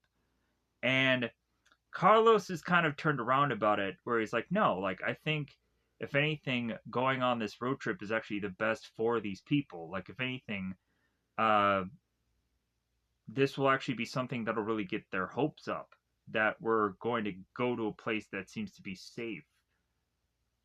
So Claire hears what Carlos is saying and hearing him out, because it seems that Alice has come up with this plan and she thinks that Alaska is safe. So Claire is like, okay, well, like, I'm really gonna go on and write on basically what is to be Alice's decision, and I'm gonna go with the group with this to ask if they all want to go on and go to Alaska also. So Claire gets everyone together and have them go on to this vote. So uh, she goes on to eventually ask them if they all want to go to Alaska, and a good majority of them go on to all raise their hands. The only problem with this is to eventually realize that these people don't really have much of gasoline in their vehicles. And eventually, we'll come to that in a little bit here. So, LJ ends up getting into his vehicle, and he is to pull again his shirt away from his chest, and we'll start to find out more upon his chest that his infection is getting worse. Remember in the last movie that they had mentioned once you become infected, that it takes 3 days for most people for the infection to kind of take course, and that seems to be going 3 days for LJ here is to be the infection. So now late at night, they're all together. Carlos, Mikey, uh, Alice, and Claire, and so and Chase also. They come to the clear consensus that there's going to be no gas stations that they're going to be able to find that legitimately has gas. So Claire goes on and tells the group here that they need to make it to Vegas. And Chase is like, dude, I don't think we should be going to Vegas. Vegas is too risky. Like Vegas is is a horrible place to go. And Claire is like, well, that's the only place that would probably be the best avenue to get gas at. So, because they need to go to bigger cities, they can't just go on and just take these side roads anymore. So, so they agree that Claire is right. They should head to Vegas, and hope for the best. They're going to get gasoline there. So we now have Dr. Isaac. Dr. Isaac is to have gone on and is to have recorded over Wesker's last meeting with him. And so, since Wesker is not going on and releasing the resources to Isaac that he needs to go on and do this mission for, he's going to make this mock thing of Wesker giving this order so that way Wesker can get the things that he wants to get the resources he wants so that way he can go out on the field to try to recapture Alice. As also, Dr. Isaac, I think, has the antivirus within his hand to kind of prep for things. So,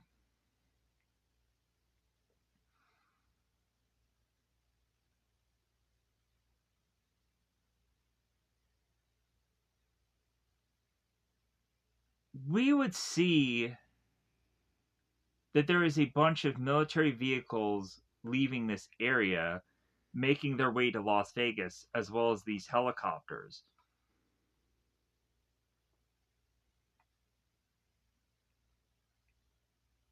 And then the next thing we also see is Carlos, Kmart, and Alice. They're on their vehicles and they're driving off. It seems that Alice is kind of siphoning through this notebook, reading some passages, uh,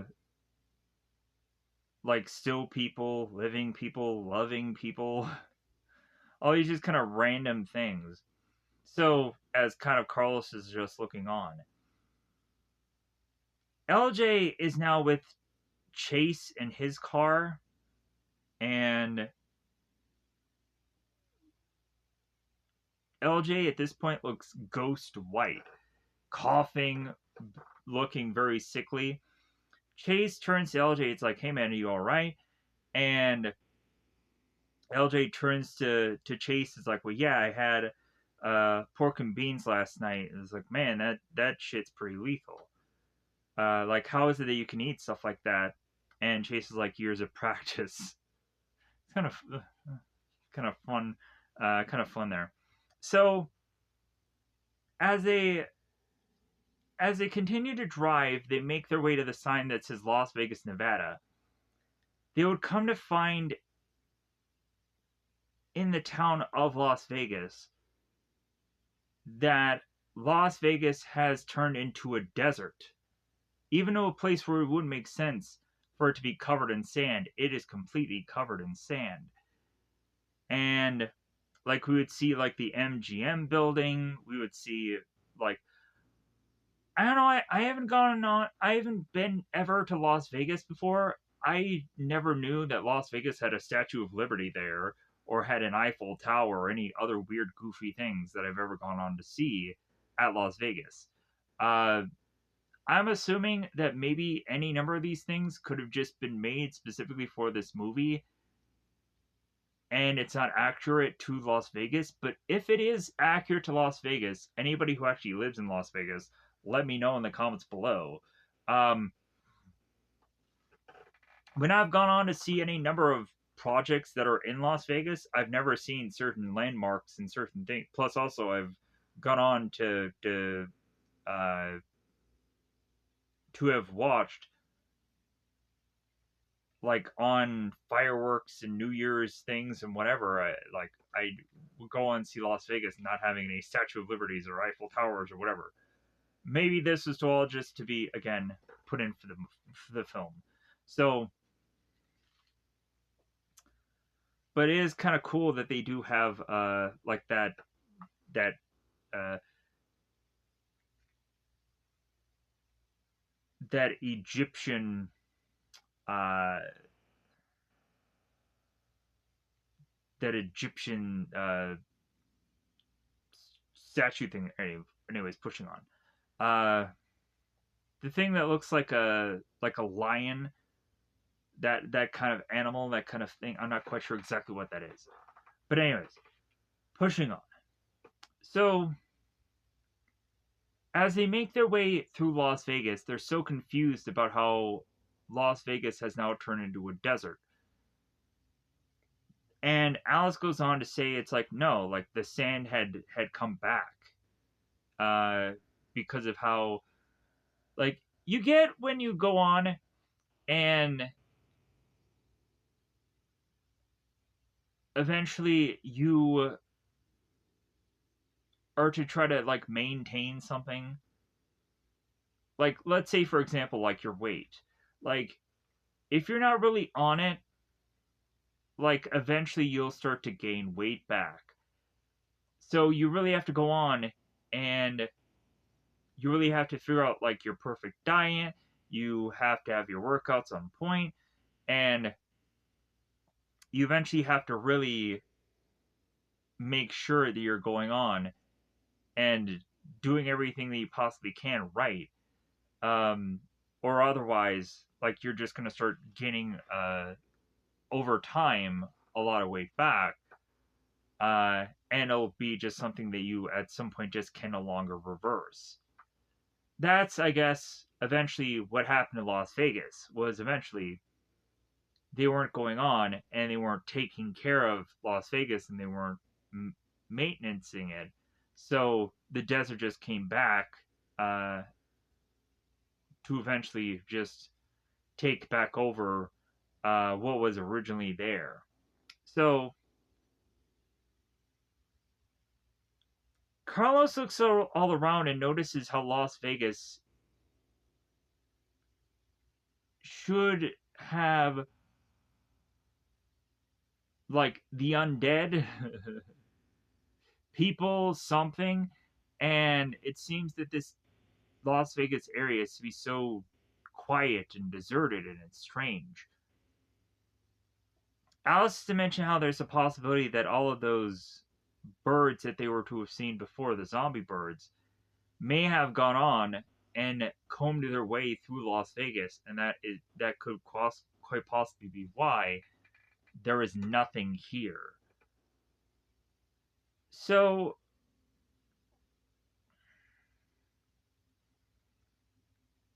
Trace is trying to figure out where exactly there could be gas ahead, and LJ would mention exactly that he knows where gas stations are because at some point he had went to Las Vegas and he had dumped 2 grand uh, at Las Vegas. Chase is going to be like, wait a minute, you dropped $2,000 here? And LJ's like, yeah, I dropped $2,000. So maybe he'll go on and he'll get it back somewhere. But he's turning it into a zombie anyways. What good is $2,000 going to give him? Or what is $2,000 going to get him? So as the group makes their way to the gas pumps, right in their way is to be this container, this big, huge, massive semi truck trailer sized container that seems to be in their way. Claire goes on and gets out of her vehicle. It's like, okay, I guess we have to move these containers because they're in our way to get to the gas. So, as people start to get out of the vehicle, Claire turns to Chase and says, hey, we need you at a high point. We need you to be on the lookout. And Claire points to Chase going to the Eiffel Tower. And it's kind of funny because Chase goes on and mentions, like, yeah, like any other time, a person with a gun climbing up an Eiffel Tower, like, that would be trouble. But nowadays, yeah, like, no one blinks an eye. Like, this is kind of just normal now. So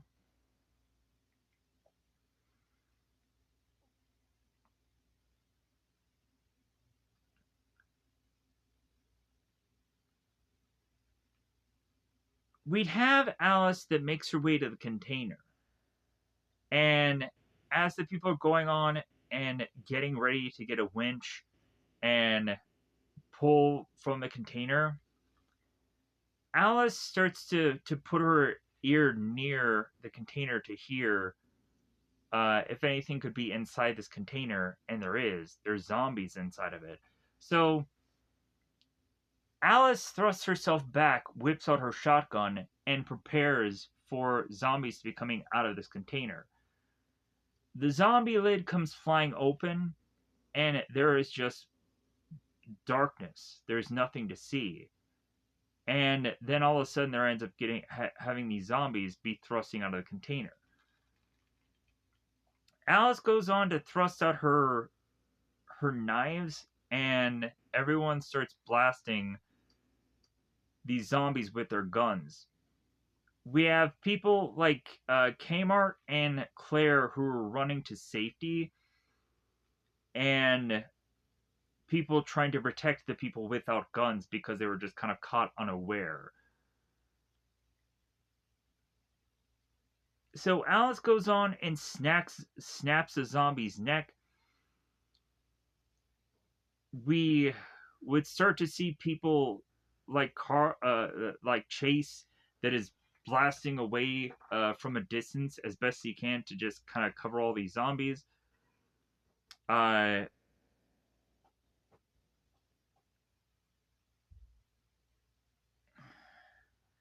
Alice is going on and really just slicing through a good number of these zombies, just cutting off a lot of their heads. We'd find Carlos, who's to go through some zombies and then goes underneath a car to try to avoid uh, zombies getting close to him, and eventually we'd come to find as a zombie gets close, Carlos runs out of bullets.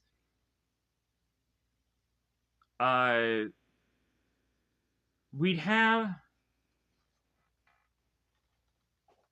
Claire that goes on to try and assist the vehicles that are having people just kind of hide away in them because they don't have weapons to face off against these zombies. So Claire uses her gun to start firing on these zombies and rips one of them out of this vehicle and kills it.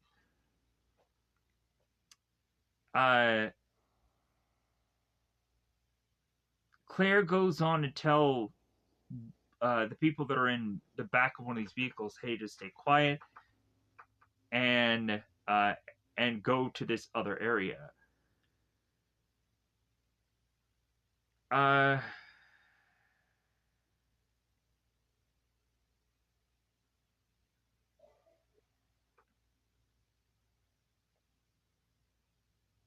so Kmart, I believe this is Kmart.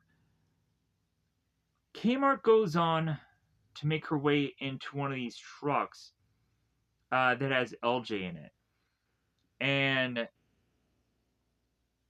Kmart goes on to have one of these zombies rip through this window and breaks through it, and Kmart ends up taking this gun out and shooting them in the head. So back with Carlos. Carlos goes on, and after he shoots one last zombie, he kind of takes a breath, and all of a sudden the zombie is to appear right in front of his face, scaring him. So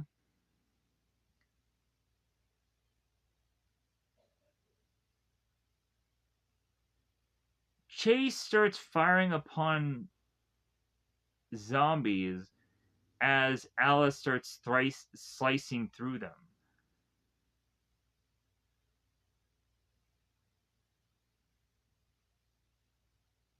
We'd even get to the point where she's like kicking them and slicing through them and so on and so forth. So Alice goes on to kind of chase after these zombies now, and she finds that some zombies are eating people. So we have Isaac on his computer through Alice's eyes, like watching all of what she's doing, and he's saying how magnificent she is.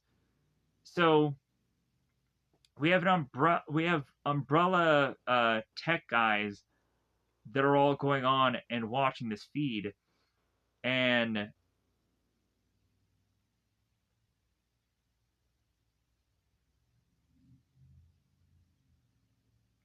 Isaac says, "Hey, if Alice for whatever reason does die, then we need as quickly as possible to get any blood from her, so that way her blood is warm."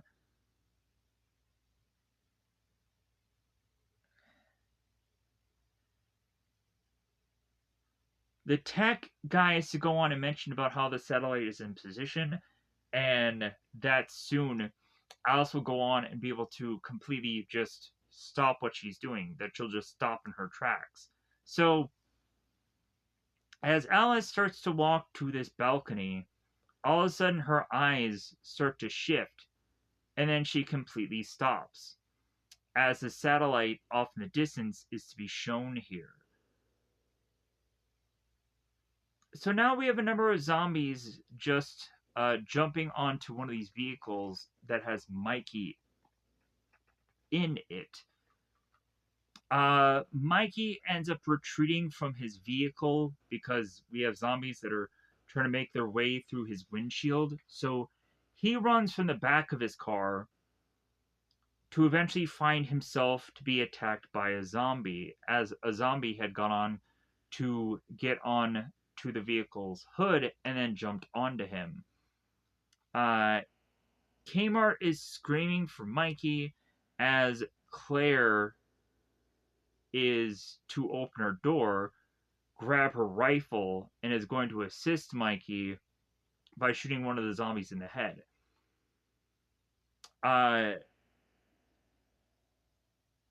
Claire starts to go on and blast away at more zombies, and one zombie ends up coming from behind her, and so she takes it out.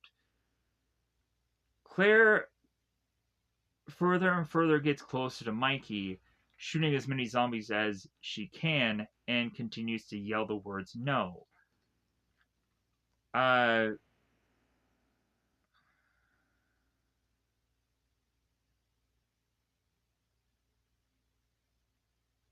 the time that Claire makes it to Mikey, it's too late. Mikey's dead. So we have Alice, and she is going on and she's fighting the satellite. And Alice is going on and starting to take back control. And we come to find out from the satellite itself that we'd see that this chip is starting to malfunction. So now with Chase, Chase is trying to gun down these zombies that are climbing this Eiffel Tower, telling this woman that is also climbing the Eiffel Tower, hey, yeah, go on and keep going faster, keep going. So we'd find that the zombies all get to Chase, and so Chase is going on and using whatever weapons that are left on him, like this pistol that he has or anything that he has with him, just fire upon these zombies. One zombie ends up coming from behind Chase and biting him on the neck. Chase is trying to grab away the zombie, but it's too late. He has a bite on the neck. So these zombies are starting to chew into Chase here, and so Chase with these zombies all start to fall, and Chase just falls onto this part of the tower, and he dies here. So finally, LJ is to turn and try to attack Kmart.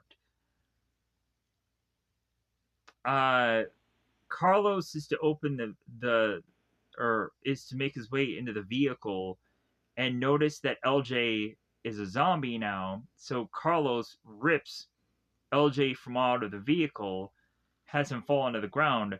Carlos whips out his gun and fires LJ in the head. R.I.P. LJ. R.I.P. He was to have gone on and been one other movie besides this one, and now he's effing dead. We'd come to also find out that LJ had gone on to attack Carlos and had bitten him in the arm. No antivirus, I guess, for Carlos here. Sadly enough, Carlos will finally have to go on and die in this movie, so he's not to be the only one that is to be a returning character that is to also die. But at least he'll go out with a bang. But yeah, Carlos, sadly enough, will get killed here. So back with Alice.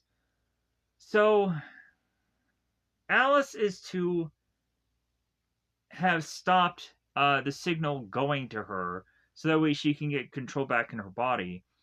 Alice jumps off this balcony to get to be on top of the container to run up to the container to find two zombies, and she takes her knife and slices both the zombies to cut their heads off, and then she falls completely to the ground.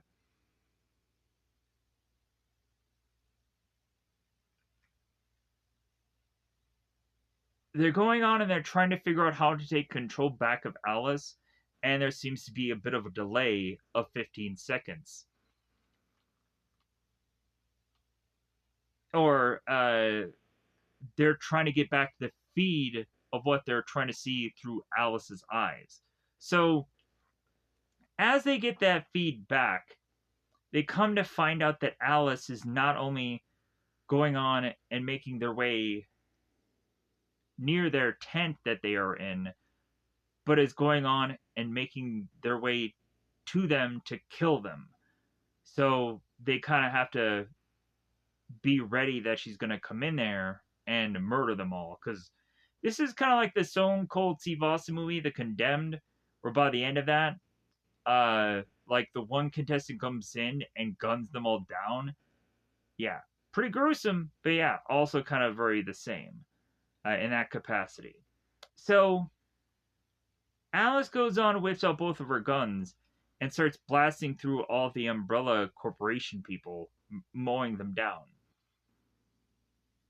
Dr. Isaac runs his way to the helicopter to try to avoid being killed by Alice, because, if anything, Dr. Isaac realizes that he's the only real true threat to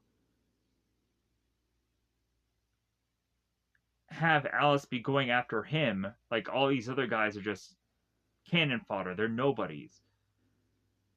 But anything, As Dr. Isaac makes his way to the helicopter, we have a random zombie that grabs Dr. Isaac, biting him, and as the helicopter pilot is to use his gun to fire upon the zombie, killing it, Dr. Isaac is to scream that he wants the antivirus. Give me the antivirus. So the helicopter takes off, and it almost seemed that Alice was going to gun it down, but she doesn't. Kmart is to be surprised, like, well, hey, why didn't you shoot the helicopter down? And Alice is like, no. Like, if anything, there's computers in that tent there that can go on and figure out how to track where that chopper's going, and we can follow it, and we can find a place where we could be safe. So the chopper goes on and lands, and then we cut to Slater making his way to this Umbrella Corporation underground bunker. So Slater makes his way to Dr. Isaac, and we come to find that Dr. Isaac is using a lot of antivirus, or just a lot of medicine in general. So Slater goes on to ask Dr. Isaac, like, hey, what have you done? Like, it seems that you're going on and you're using a large amount of this antivirus. And Isaac is to justify about how the zombies of which that he had made had forced him to increase the amount of antivirus within him. And had increased the strength of the infection. So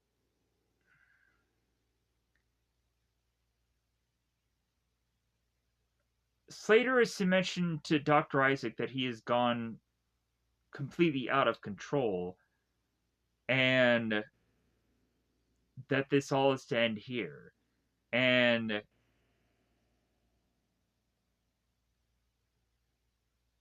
that by order of Wesker, that Isaac needs to now be killed. So Slater then goes on to whip out his gun and fire upon Isaac. Isaac falls over, Slater walks away, and Slater ends mentioning the guards about Project Alice. All of a sudden, Dr. Isaac has tentacles that start coming from his hands and thrust through the eyes and the mouth of Slater, killing him. After Slater falls, we would start to then see the Umbrella Corporation guards there to whip out their weapons, and Isaac takes them both out and kills them. So now we have Alice, Carlos, and all of her people, Claire and what have you, all find where the base is, and they are now looking at it from a distance through binoculars. They come to find out that the base is swarming with zombies. Everywhere around it there seems to be zombies. But they also find that there's a chopper there. So Carlos starts coughing up blood, and Alice is telling Carlos to hold on. That, if anything, this place will have antivirus. And Carlos says it's too late for that now, but if anything, I have a plan, I have an idea that can give you guys a chance. So Carlos is going to go on with this tanker truck and have explosives or dynamite within it, and then thrust his way into breaking through as many zombies as he can to create a hole, and then use these explosives to be able to try to figure out how to kill as many zombies as he can. So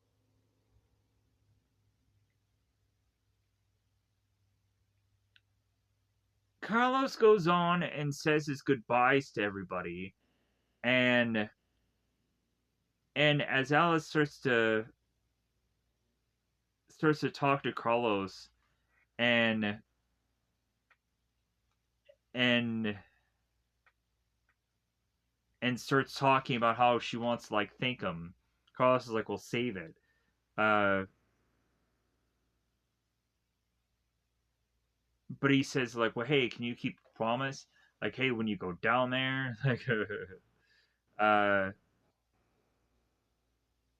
God, what is it? Uh,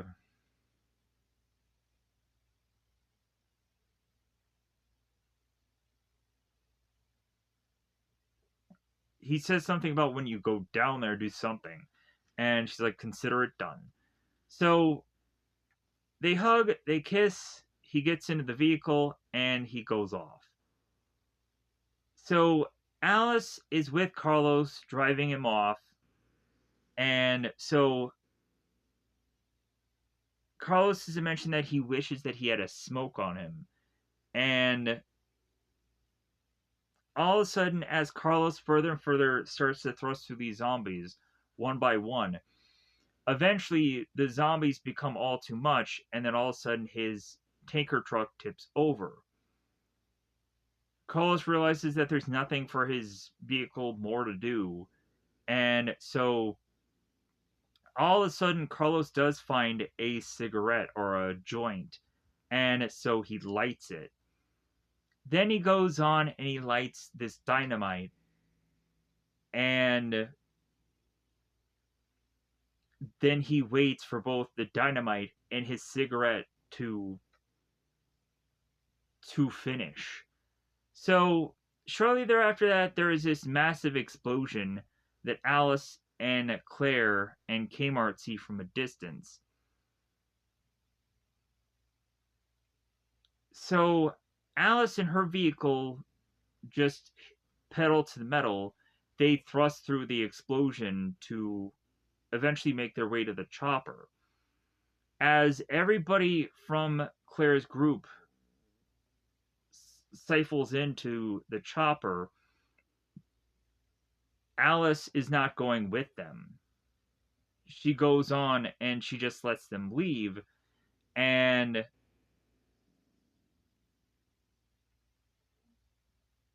so,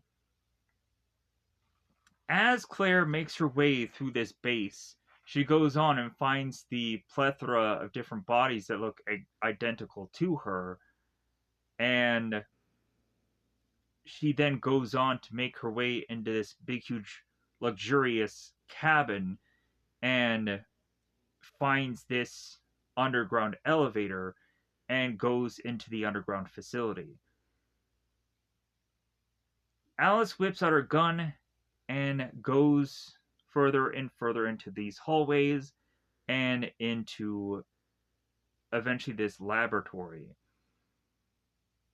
Eventually, she is to be met by the White Queen.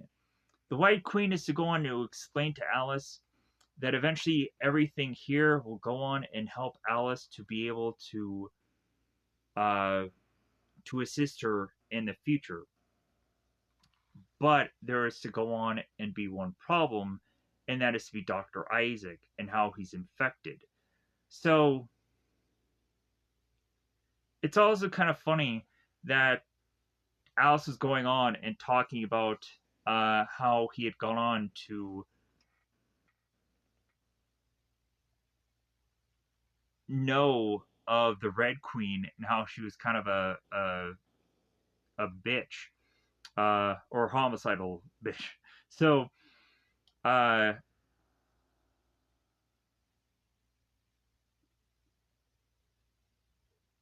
so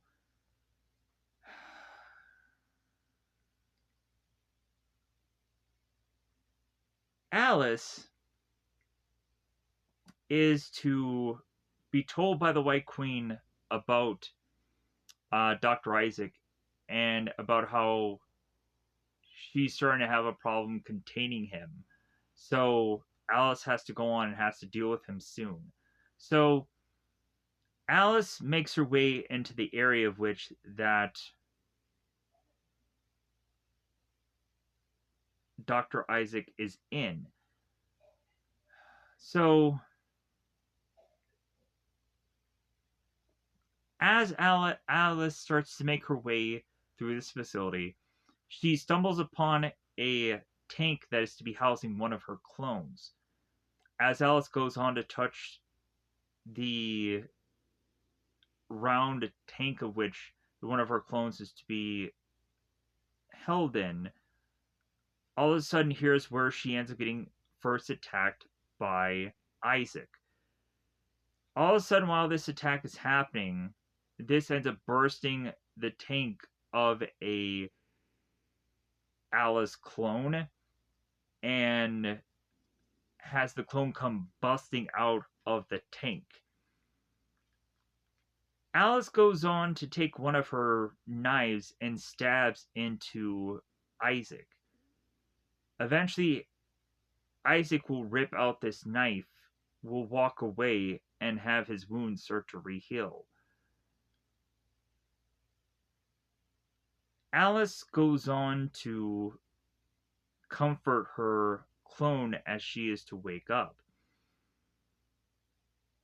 Alice goes on and thrusts a thing of clothing onto her clone. I think it's like a trench coat, just puts that on her.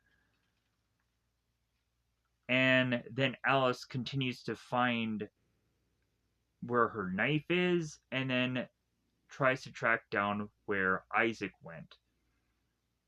All of a sudden, Alice is to make her way back to a familiar place. From, of course, Resident Evil 1. Going on to a room that is to have a wedding picture of her and Spence, and then is to have her meet up with Isaac, and they start fighting. As Alice starts to fight and combat Isaac, whatever is that she is to try to do, Isaac goes on to tell her, "I can't be killed." Isaac goes on and uses his tentacles and or tethers and from his fingers and starts to lunge at Alice to grab at her and start choking her.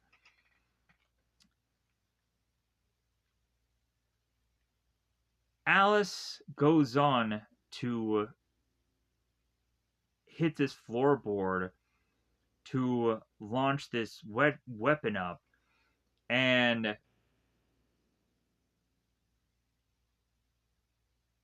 starts to cut away at the thing that's choking her. And as Isaac lunges his tentacles even more so, we then have Alice that goes on to use her telepathic powers, her powers to move objects, and stops the tentacles from hitting her, and then forces Isaac to be thrusted through this wall, hoping that'll do some more significant damage. There is a huge hole that happens upon this wall, and then Isaac comes from the wall, and it seems that he's completely fine.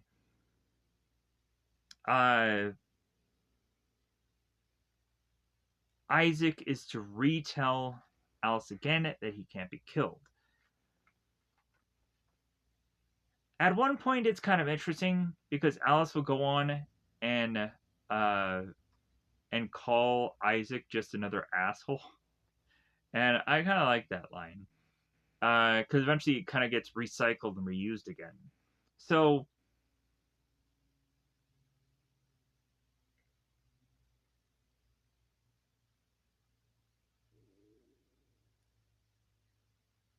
So Isaac and Alice end up in another part of the maze where it's to be the laser room again. And as Alice tries to, via hand to hand combat, try to fight Isaac, we would come to find that Isaac is just starting to overpower Alice. And Isaac is to mention, it's like, well, yeah, I thought before that you were the future and I was wrong. If anything, I am the future. And Alice is like, no, you're just another asshole. So Alice goes on to wait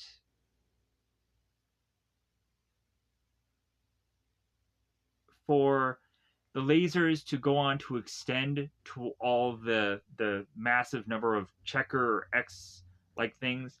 And so Alice is going on and telling Isaac that the two of them are going to die down here.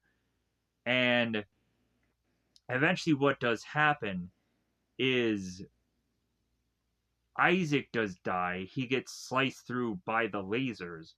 But as the lasers are to also hit Alice, it seems that all of a sudden the lasers are to go on and stop. Come to find out the other Isaac, or the other Alice, my apologies, the other Alice is to be on the computer and somehow stops the lasers from going any further. Alice goes on to say to Isaac, yeah, you are the future, all right. So, the next thing we come to see is a Tokyo uh, infected area. And we come to see all these guys gathering together at this table.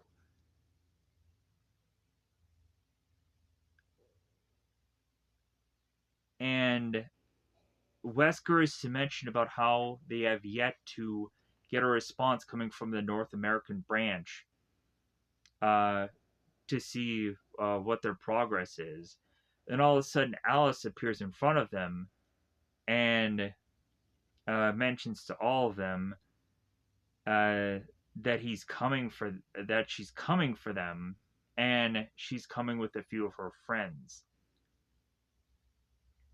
All of a sudden, the next thing we see is Alice with her clone, and then we see this whole huge hundreds and hundreds and hundreds of sets of Alice clones that are all to be uh, within these tanks or these wombs that eventually are going to go on and at some point probably all get released. And that basically goes on and wraps up Resident Evil Extinction. So, yeah. I know that this movie was an hour and a half and I took 2 hours, whatever. Um, I know that this review wasn't perfect, but at least it's pretty close. There were some times where I just really had a gap. I really had an issue of figuring out where to go. Um, there was a part where I was kind of really confused about like how to break down all the action at some points. I'll admit that. That there were some times where I was kind of rushing also. So if the action parts weren't perfect, if a lot of this wasn't perfect, I tried my best. I'm sorry. Maybe at some point there is always to go on and always back over something.